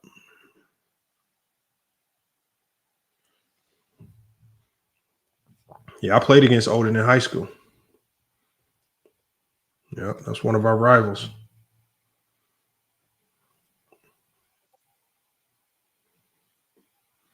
He says, I can see it on the court too. Clark gets mad easily. You know, that always worries me too, man. You know, I have some red flags in players, man. Players that complain to the refs too much is a red flag for me. But, I mean, even the best, I know the best of the best players always do it. But when you're doing it that much at the college level, it's tough, man. That's a tough pill to swallow. I mean, we just had a game last week in a tournament. We played a tournament at ASU. Boy, one of my players talking to the refs messed around and got a tech, man. I don't even go off like I almost lost my mind on the player. I tell them we don't talk to refs. Refs don't win or lose games, man. We trying to make the refs our best friends. Even when the ref make a bad call, you know what I'm saying? Good call, ref. That was a great call, ref. Every time, man. The only thing the refs can do is hurt you. You need to be trying to make the refs your best friend. Don't talk to them at all. Good call, ref. Dang, my bad, ref. I did travel. Got to let it ride, man. All that yelling at the refs, showing them up, that don't work. All they do is it just puts something mentally in the back of their mind. Go ahead and make that bad call. No, Sister Noble. The documentary is for Caitlin Clark alone. It's not for the Iowa women's basketball team. She had her own camera crew following her around, filming her own documentary. So that's another reason why she might have been secluded, is because she had her own individual thing going on in the filming of her own documentary. She had her own security detail, and she had her own camera crew. And she also had the camera crew from the hotel, because Khalil came on here and said he had to assign a security detail to her parents, because the media was flooding her parents as well. Y'all just go back and listen. Go back and listen to the stream. Khalil came through, gave us some information we didn't know. Gil came through, gave us some information, man. And really, I'm just trying to put this information out there in hopes that somebody from the WNBA sees this. Now, and the thing is, I've tried a multitude of times to get WNBA players on here. I've tried to get people in the front offices of the WNBA on here. They all have declined. No one from the WNBA will talk WNBA. They only like talking WNBA nonsense on controlled platforms. So what they'll do is they'll only talk WNBA basketball if, let's say, they're on an all women's platform with all women speaking on the WNBA. Or what they'll do is they'll have a WNBA platform, and then what they'll do is they'll put one man with like 4 women with a woman moderator, where the man is literally having to fight tooth and nail just to get a say-so in versus all these women. It makes no sense. But they won't ever come independently over here and really address these harsh questions. So that's why they can go to these other platforms and say goofy stuff like men don't support the WNBA and not really get checked, because they say it in a safe space. And they don't want to answer the tough questions about too much of the LGBTQ in their league. They don't want to talk about that. They don't want to. I mean, there's just so much stuff they don't want to address. They don't want to address the older players in the league being resistant to the new players, and that clash is stopping these young generation from coming into the league, taking it over.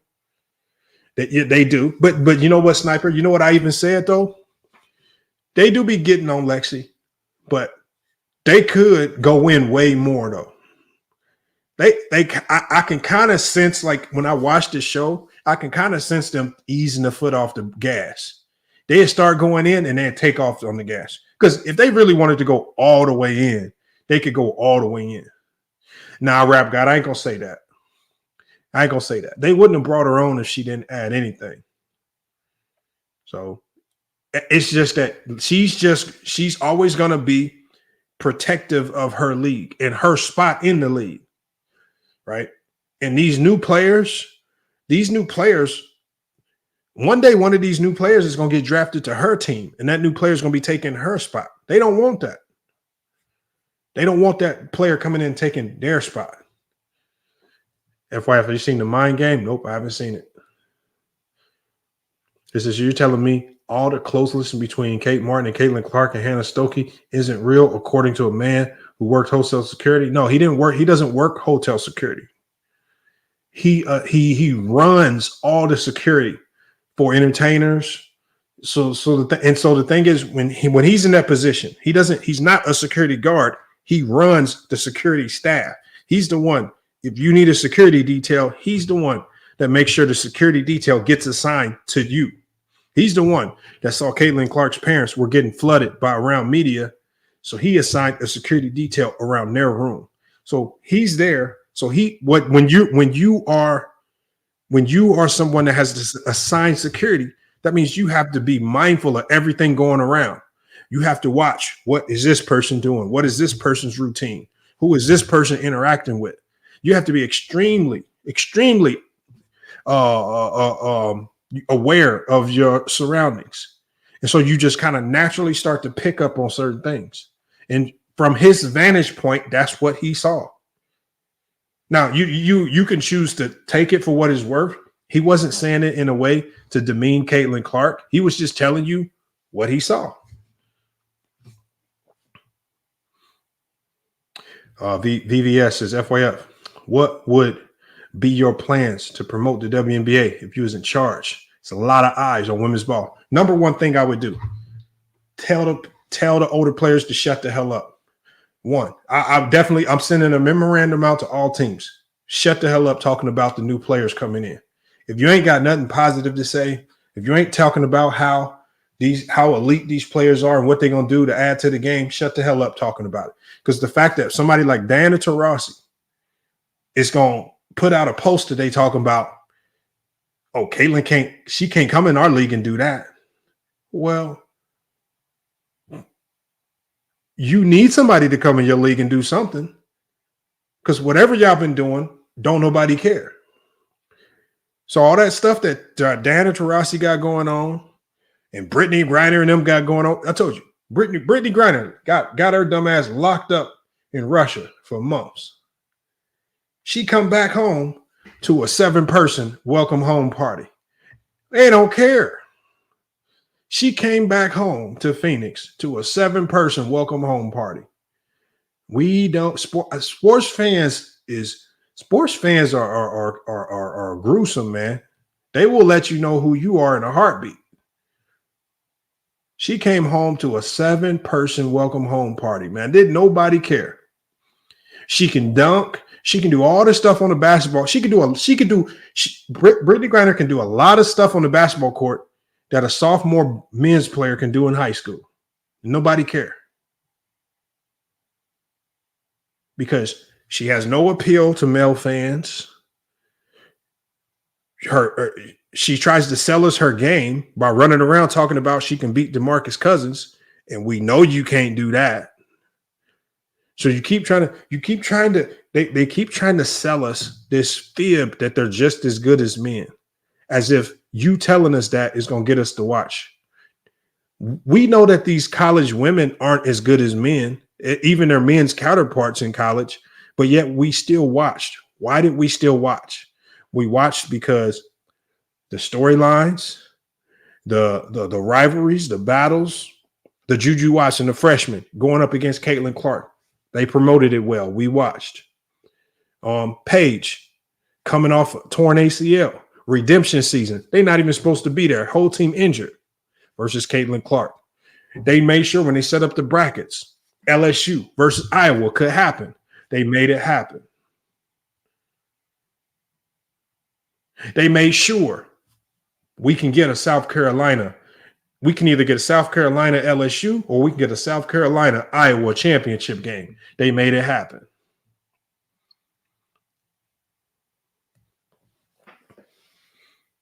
Thank you, Sniper Nation. I bet you Liz won't have no 7 people waiting.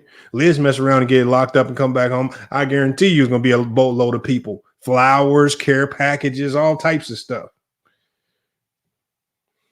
Cash apps, PayPals, all types of stuff coming.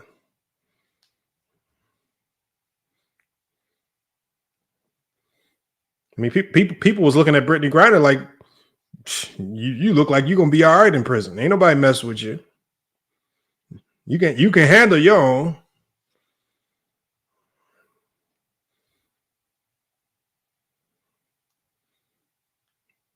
Come on, don't nobody care.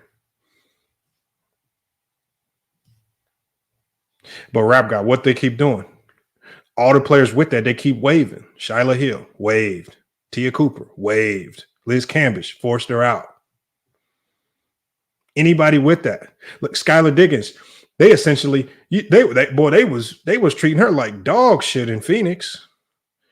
Skylar Diggins just came out. It came out in a report. Skylar Diggins said it was so bad in Phoenix, she was thinking about retiring. Look what they did to Candace Wiggins. She damn near had to expose the league.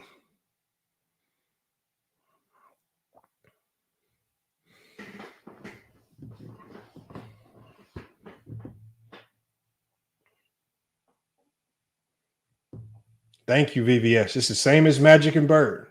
But VVS, watch this. Watch over the next 6 months how the WNBA fumble the bag on this. Watch how they fumble this bag. And watch. I promise you, out of the top 10 players that get drafted, I promise you at least 2 of them get waived. Watch this.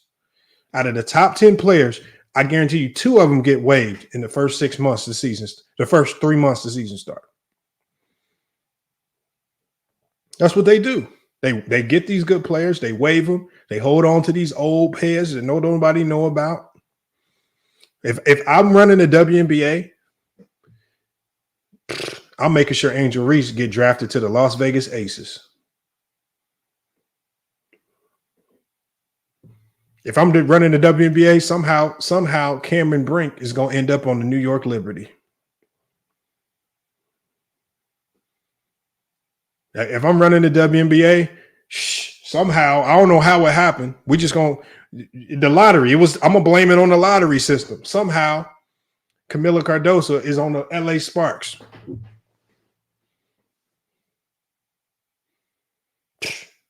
Well, I'm about to have some super teams running around this thing. I'm about to have some super duper teams running around.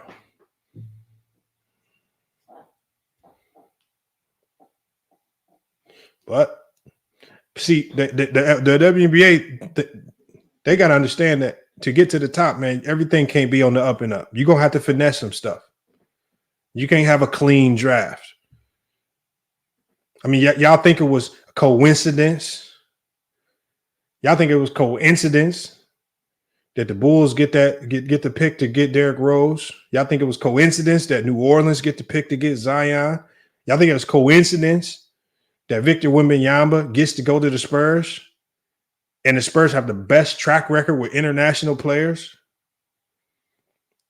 Come on, man. The NBA be playing this game too. This ain't all.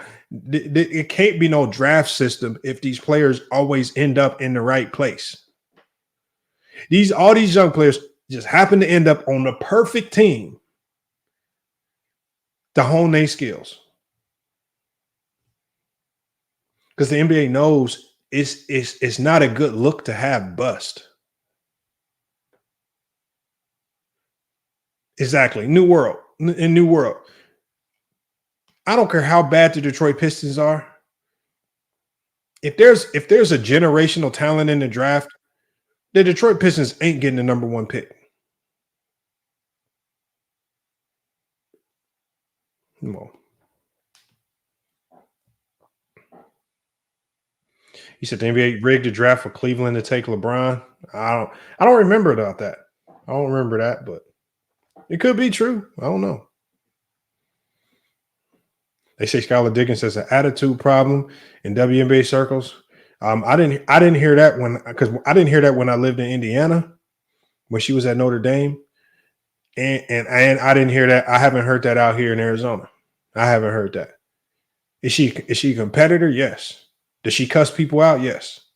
But I haven't heard no bad attitude. It's why does it seem like in the WNBA, all the so-called players with the bad attitude happen to look the best? Oh, they keep saying Liz Cambage had a bad attitude. Oh, I bet. Tia Cooper was hard to work with. Oh, really?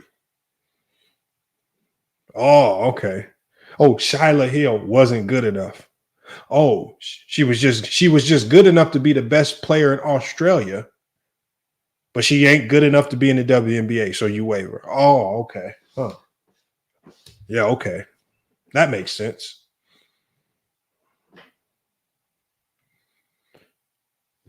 He should drop Instagram. Here, I'll just put my Instagram here. At FYF Sports Debates. That's my IG, Kid Trunks. That's my IG. And Kid Trunks, I'm about to get up out of here, Kid Trunks, man. I'm already live a little longer than I wanted, man. We're going on 3 hours, man. We're going on 3 hours, man. You know, I'm not trying to do them 8-hour lives no more, man. We can't do that, man. WNBA is a bad boy. It's like a bad boy. They use sex and sexuality to control their players. Yeah, they are. The WNBA is just well, like I said, the WNBA is just not going to admit it. But what they need to do, y'all remember? I'm gonna tell you what the WNBA needs to do. Y'all remember that once? Y'all remember when the NBA went to the bubble, and then the NBA got in bed with Black Lives Matter, and they had all that Black Lives Matter merch and gear, and players got to say their slogans and stuff. But what happened was they lost a lot of fans because of it. The majority, white and black, of the fan base in the NBA did not care for that Black Lives Matter stuff. And so what did the NBA do that next year? Oh, they essentially said to Black Lives Matter? They said, y'all ain't good for business. So y'all can so you know what they did with all them Black Lives Matter t-shirts? They sent all them shirts to Cambodia, South Africa, any third world country that could take all that merchandise. They sent that merchandise to all third world countries. Now you can go to the back streets in Nigeria. You might see a little kid wearing an NBA Black Lives Matter t-shirt, but you damn sure ain't about to see it here in the U.S. They separated themselves from any movement or group that is bad for business. There is a group attached to the WNBA that the WNBA needs to separate themselves from. Now, I'm not saying the players need to separate themselves from that. That's your personal life. But the WNBA is now too closely connected to that movement. And now that they've gotten in bed with that movement, they now see that being connected to this movement ain't good for business. But because they have so many people in that community now running teams in the front office, in big time spots, in decision making spots in WNBA front offices, they're never going to disconnect themselves from it until they now because they've allowed it to ingrain and embed itself into management, ownership, front offices. Now they will never disassociate from it because now they got too many people in power that are too closely connected to it. Yeah, Adam John. Hey, Adam John, I want you to go tell me, where can you find one of them jerseys with them names on it? The NBA separated themselves from that black. And then you know what they immediately said the next year, Adam John? Immediately the next year they said, hey, everybody standing for the national anthem. Get y'all asses up on your feet during this national anthem. We're not trying to have that dumb shit. All that Jonathan Isaac. No. Get up off your goddamn knees. Everybody standing. Take that dumb shit somewhere else because it was just bad for the dollar. And you know what you didn't hear? You didn't hear the players complain a lick. because the players started looking. Because you know what they probably went to the players and did? They probably went to the players and said, look, let me show you some of these numbers for the money. Let me show you this money. Now, this is what the money looked like before we did the Black Lives Matter stuff. This is what the money looked like after. Y'all choose what we want to do. The players was right on board. Man, come on, give us our money back. He says, Adam Johnson says 2 to 3 hours shoes good for your channel. You know I always be doing 2 to 3 hours. But I'm saying I'm trying to keep it right at 2 to 3 hours. And a lot of times we get that 7, 8 hours. I'm not trying to do that. WNBA did connect itself with that type of group message. It really cuts off a huge segment. It does. Look what happened with Bud Light. Lynette Woodard. Who's Lynette Woodard? What did she say, though? Says she's an American basketball player. What did Lynette Woodard say? Oh, Lynette Woodard says Caitlin Clark didn't break her scoring record. Then backtracks the comments. It says Caitlin Clark's name is all over. It says my record was hidden from everyone for 43 years. I'll just go ahead and get the elephant out of the room. I don't think my scoring record has been broken because you can't duplicate what you're not duplicating. Woodard said at the Women's Basketball Coaches Association convention in Cleveland on Saturday. Unless you come with the men's basketball and a 2-point shot, hey, you know. She says, you can help me spread the word with it. On Sunday, after Clark, Iowa fell to South Carolina in the national championship game, she would release a statement on social media saying Caitlin holds the scoring record. Oh, she backtracked her statement. She backtracked it.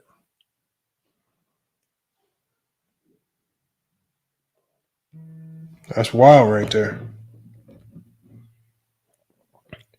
At Kansas, Woodard was a 4-time All-American, first woman to have her jersey retired. Oh, so she got a little clout on her name. She knows what she's doing.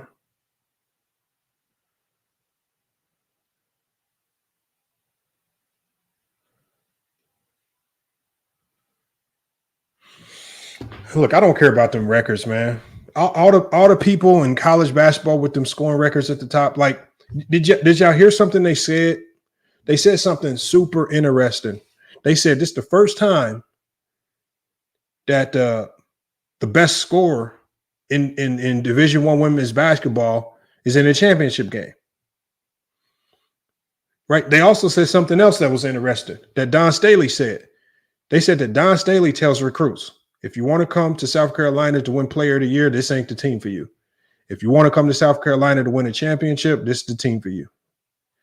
Don Staley is basically saying you ain't gonna be able to come over here and put up no 30 points per game and get Player of the Years, but you will win championships. Because if you really think about it, South Carolina has about 8 players on their team that could easily score 20 a game if they go to some other trash D1 school. They come to South Carolina to win a championship. And that's what I say with Caitlin Clark.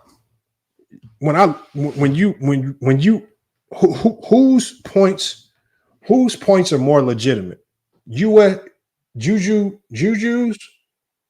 or Caitlin's? I'm gonna ask y'all that. Whose points are more legitimate? Who's really the better scorer? Juju or Caitlin? Because it could be said that Juju did what she did against tougher competition. They wasn't running around playing slouches all year. And Juju had zero help around her.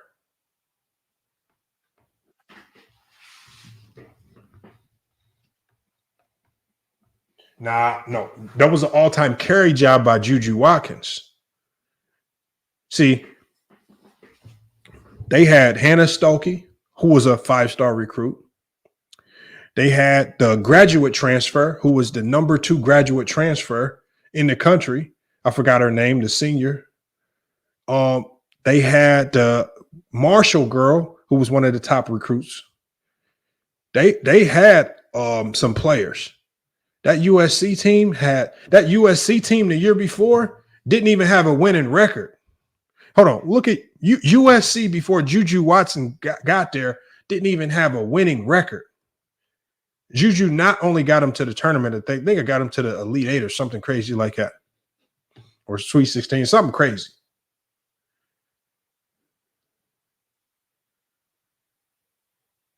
This is a fact, though. Like, Let me watch this. Let me pull up USC's schedule.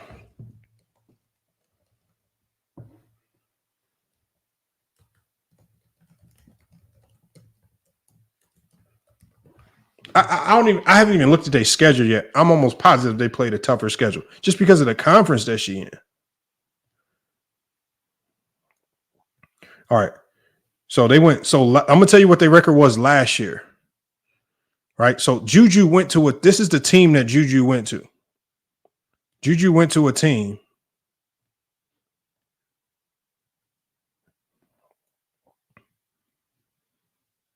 All right. They didn't have a losing record. They weren't bad. She went to a team that was 20-10 with 67% win percentage.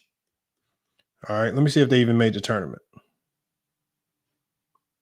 All right. They went to the tournament and lost in the first round to South Dakota State. Juju gets there. Juju Watkins gets there. They go to 29-6, 82% win percentage. And then Juju gets them to the Sweet 16. No, was it the Sweet 16? Oh, yeah. No, she got them to first round, second round. Sweet. She got them to the Elite Eight. She got them to Elite Eight by herself.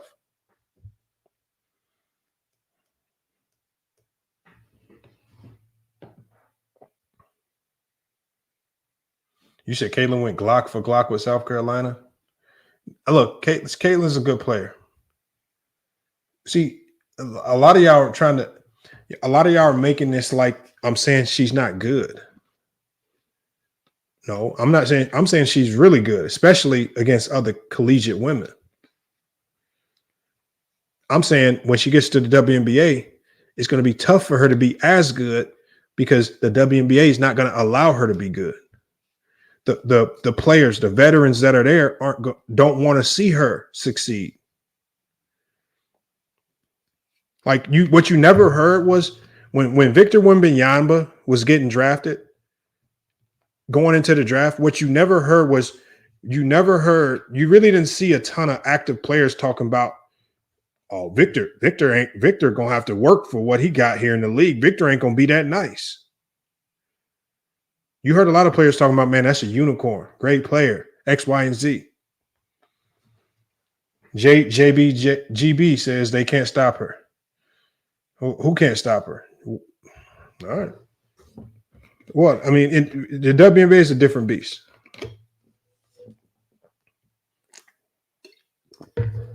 So we'll see.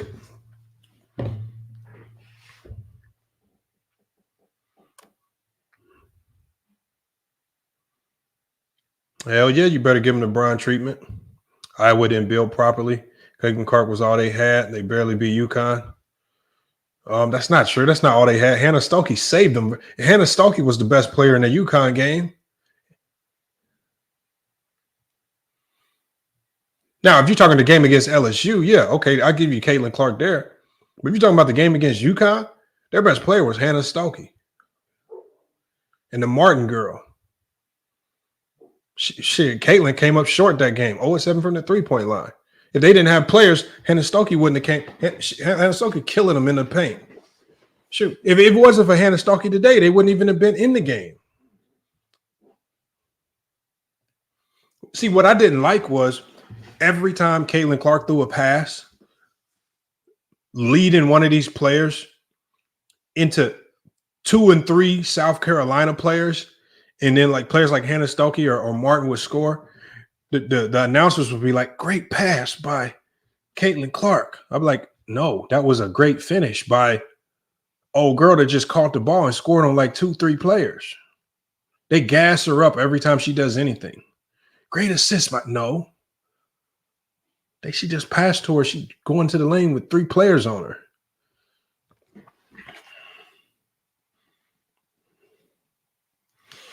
It's Carmilla Cardoso. Is not a giant. She's only 6'7". For janitors, all right, you can call them janitors all you want. So that means you basically saying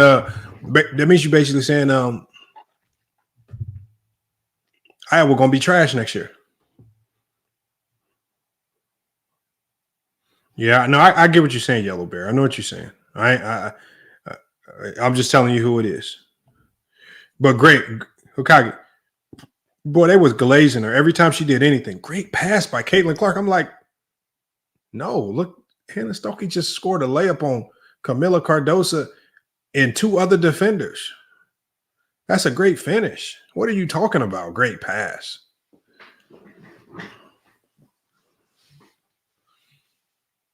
You didn't hear her saying nothing about old girl defense on Caitlin Clark. Her second half defense on Caitlin Clark was on. I bet she felt like Tony Allen was guarding her.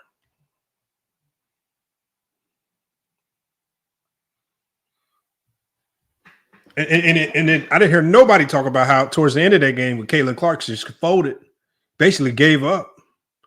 Told you South Carolina just beat the life out of them. They stopped trying at the end of that game.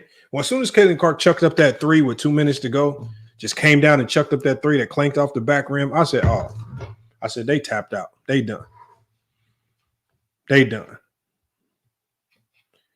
And then the one that really sealed it was old girl snatched the ball from her for a third time. Give me that. Let's go for another layup. Game.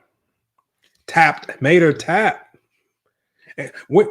I guarantee you, if we flip that whole scenario and made that LeBron and the Lakers versus somebody else, and LeBron tapped out like that at the end of the game, the whole narrative will be about how LeBron quit on his team. She quit. She tapped out. She choked. She did. If we talk basketball the way, if you guys came in here with the same energy that you give players like LeBron or KD or Giannis when they don't show up, where are all the people that's supposed to come in here saying she choked? She choked in another national championship setting. She is 0-2 in the finals.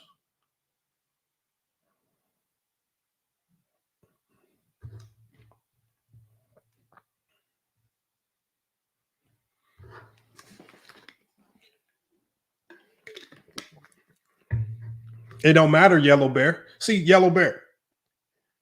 Don't nobody give a LeBron James a pass for losing to San Antonio when his second best player was Boobie Gibson. I'm not trying to hear that. All I'm saying is keep the same energy. The way they come in here, flooding in here, talking about LeBron choked. I didn't hear nobody coming in here talking about Caitlin Clark got a losing record in the finals. She 0-2 in the finals. And so now you heard now a new narrative. If you go look at Twitter, there was a new narrative getting crafted just for Caitlin Clark. Oh, you can still be the GOAT even if you don't have championships. You can still be the GOAT. Oh, now you can be the GOAT without championships. Oh, okay. Now you can be the GOAT.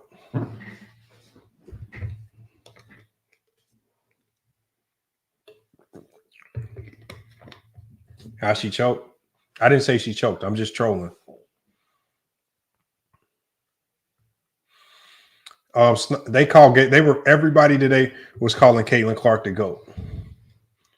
To me, I don't think she's the best women's college basketball player I've ever seen. I believe Maya Moore was better. I believe Breanna Stewart was better. I mean, if we've been honest, I believe Brittany Griner was better in college at Baylor.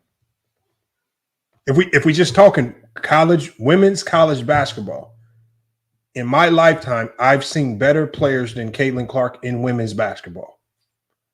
Maya Moore, Breanna Stewart, and Brittany Griner. And that's not even really considering all the other players. Like I'm not even giving all the other players any consideration. But I could just start with those three, where I'm definitive about those three.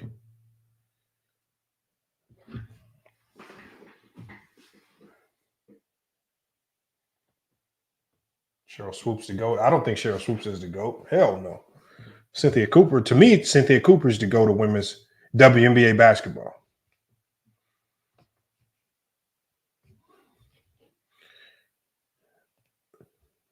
Hold on. Now you see what team. See, that's what I'm saying. What team? Base cap. What team was super?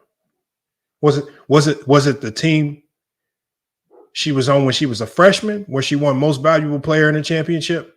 Or was it the team when she was a senior, when she won most valuable players in the championship? Or was it the team when she was a junior and won most valuable player and was a championship and won the championship? Or was it the team when she was a sophomore and won most valuable player and a championship?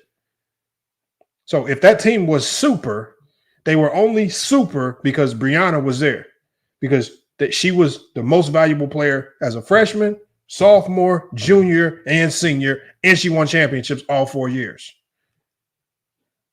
What do you mean? She was the best. She was the factor. Okay, base cab. Who? What other players made the team super then? Tell me. Start naming names. Just like I told Jared, start telling me the other players that made this team super without running to Google. Just as fast as you type it right now. Okay, tell me what players. Because if you know Breanna Stewart, then you should know the rest of the team that made them super.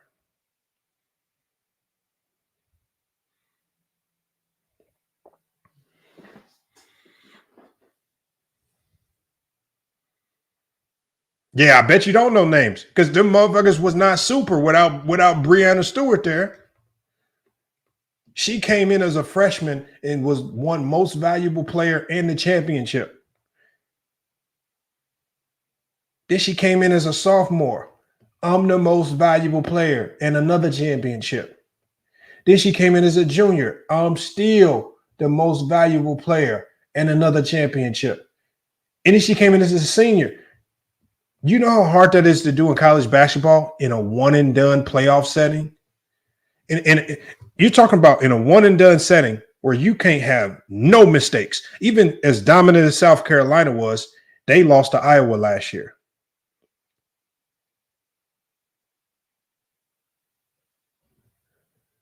Come on, man. They had no hiccups in 4 years, and you telling me that's only because of a super team? No. Hell no. I mean, shit, Shaq and Kobe was a super team with Karl Malone in them, and they lost. Shoot, super teams make mistakes.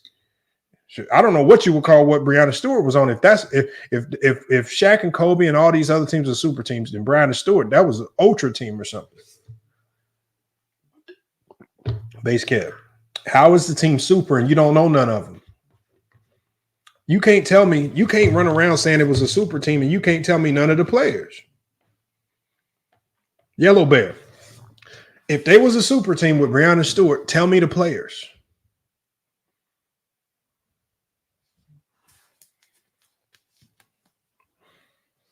No one else wanted to go to any other school but UConn. No, you know they do it. They did do a hell of a job recruiting, but now the equalizer has come into basketball, the NIL. And so all the 5 stars that Gino used to get, Gino can't get them all no more because of the NIL. So because of NIL, he's going to lose out on players like Juju. He's going to lose out on players like Camilo Cardoso, right? He's going to lose out on a lot of players because now players can go like players like Cameron Brink. She can take her talents to Stanford. I'm making just as much money here in Stanford. I can be closer to home. I can be in my own demographic. I can still bring my high school fan base with me. Sniper. I think Cynthia Cooper is the closest thing, the male version of Michael Jordan. 4 championships in a row, and she was the best player in the league while doing it. They did have a super team, though. So I ain't going to lie there. They definitely had a super team. He says, Gino, well, you don't say that about Gino. Gino just got the #1 player in the country as soon as the tournament ended. So you can't say Gino can't get players no more because as soon as the tournament ended, they signed the #1 women's player in the country. So don't say that. Don't say that about Gino. Gino about to come back with a vengeance. Yeah, there's a reason why Paige came back. Paige came back because Paige, they about to come back loaded.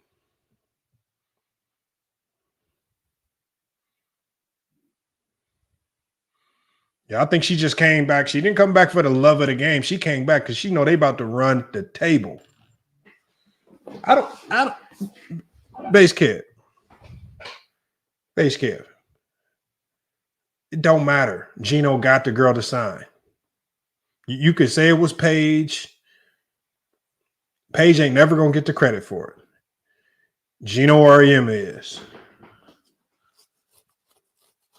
UConn is about to be loaded next year. Now next year, you can say UConn is a super team.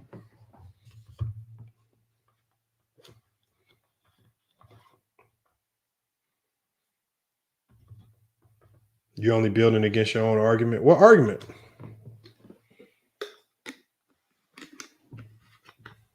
No, what I'm saying is I don't care if Breanna Stewart had a super team.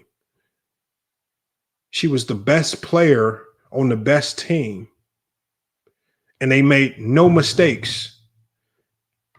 If anybody has a case to be the greatest collegiate basketball player of all time, it's Breanna Stewart. She was it's just like when Kareem Abdul-Jabbar was in college. Yeah, nobody cared that Kareem Abdul-Jabbar had the best college team in the country. Kareem Abdul-Jabbar is going to go down as the best collegiate player of all time. Same with a guy like Bill Walton. Those two guys are going to go down as the best collegiate men's basketball players of all time. And nobody cares that they had a super team. That don't matter.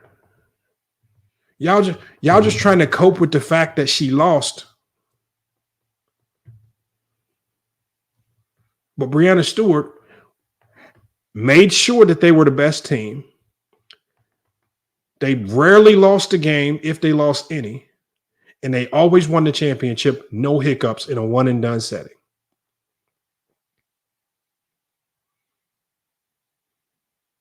Like if you watched the game tonight, you could have a debate on who the best player on the court was.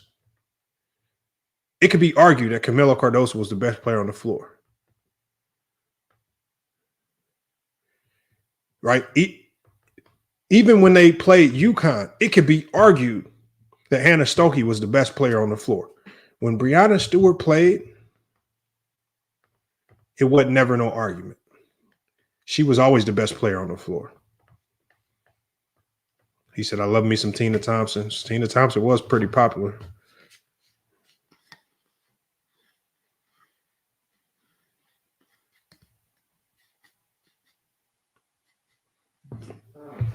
But they reminded me of the Bulls why they was made up, because you would compare Tina Thompson to Horace Grant, Cynthia Cooper to Michael Jordan.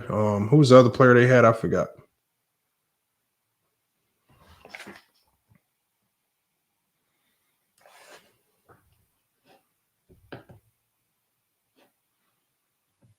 Oh, VVS, you ain't lying. Because you know what? All eyes are going to be on the WNBA. Are they going to fumble the bag on this? Robin Roberts. Oh, they had Swoops? Yeah, Swoops. My bad. Tripping. Maya Moore is the best college player, not Breanna. But I agree. I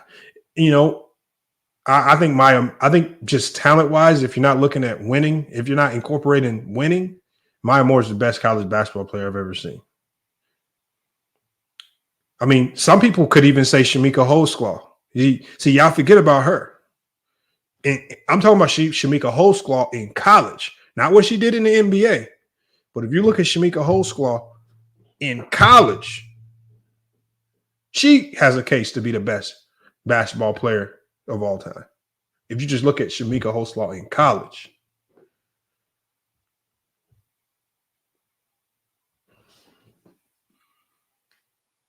He said the LGBTQ already blew it. So, I mean, look, it's arguable. Not taking anything away from Caitlin Clark. She is a legend. She's going to go down as one of the greats in college. I'm curious to see how it translates. And my biggest thing is, I know her talent can translate if they allow it to blossom. I'm not necessarily worried about that. My thing is, does the WNBA allow her to blossom? Because for the WNBA to succeed, they're going to have to allow these new players, Angel Reese, Caitlin Clark, Cameron Brinks, they're going to have to allow these names to be bigger than the WNBA. They're going to have to allow some player to be the face of the league because the WNBA in and of itself, nobody cares about. Are they going to allow that to happen? That's the biggest coup right there. But look, y'all, it's FYF Sports, man. It's been another great podcast episode. We're going on 3 hours and 45 minutes. I appreciate everybody that's kind of stuck around, stayed in the conversation, man. Rap Guy Reloaded, Sniper Nation. Some of y'all are new names. So if you're a new name like Yellow Bear, some of y'all, if I haven't seen you, maybe you've already been subbed up. But if you're a new person, man, hit the sub button, man. We not only have my show right here, we're gonna have people like Fontaine's 5 with his fantasy sports show, sports betting. We're gonna have the crossover episode with Ace 30 and those guys running that show on Saturdays. And then again, if you're a content creator, even if you got your own channel, if you want to do a show here on FYF Sports, if you want to maybe give a little boost to your platform, if you got a YouTube channel and you're trying to give it a boost, if you got a topic, if you got something that you could be consistent with and you want to run your own show over here on FYF Sports, just join the Discord. Let me know. And we're going to get you over here to FYF Sports. And I'm going to drop the Discord link. I'm going to drop the link to the Discord one more time. Yeah, I'm about to shut it down, though. I'm about to shut it down here. All right.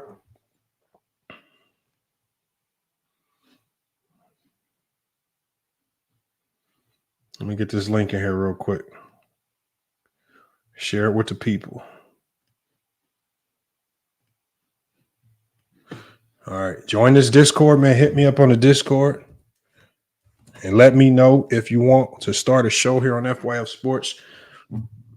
Opportunity to make a little extra cash because you can share your own Cash App and you get 100% of the ad revenue.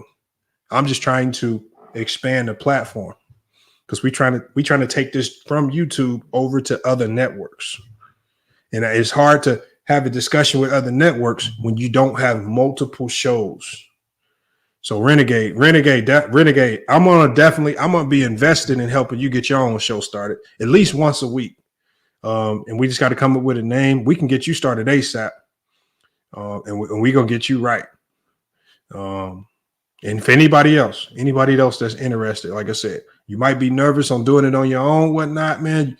You might want to pair it with somebody and do it. However you want to do it, man, we can get you set up. But look, FYF Sports, man, another great podcast episode, man. We're going to be back with more sports and news, y'all. But until then, it's FYF Sports. And we out.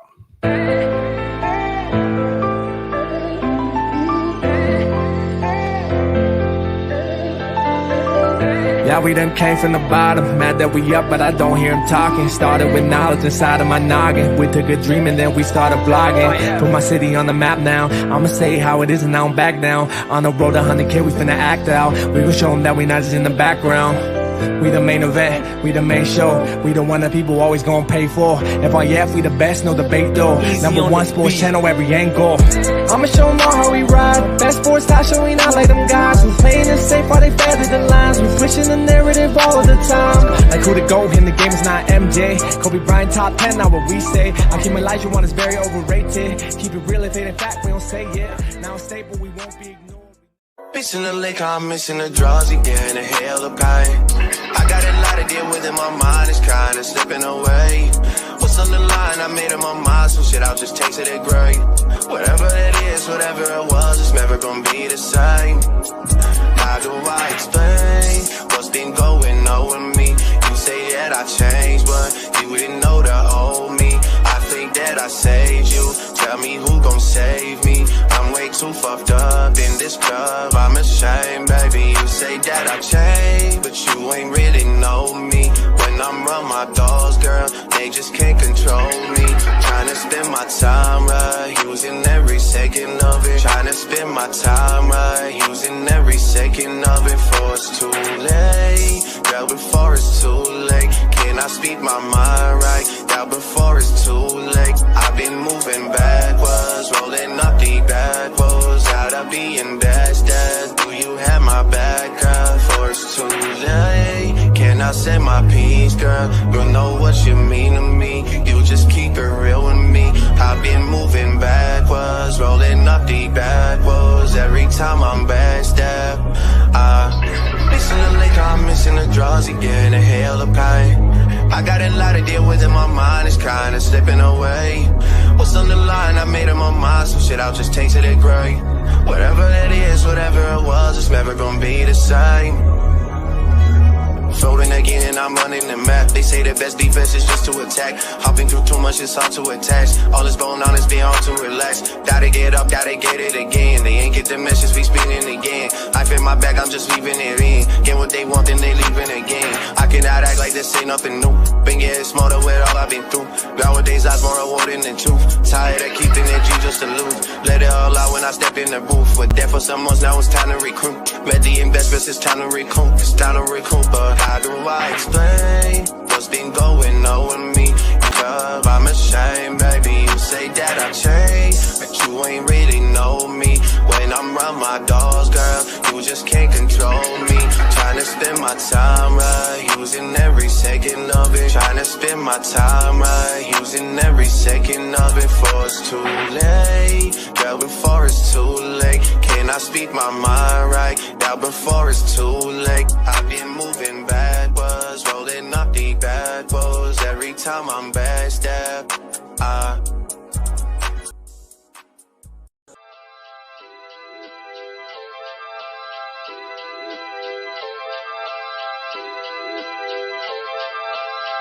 yo, shawty, you know I gotta let it go sometimes. Gotta clear my head sometimes. I gotta get away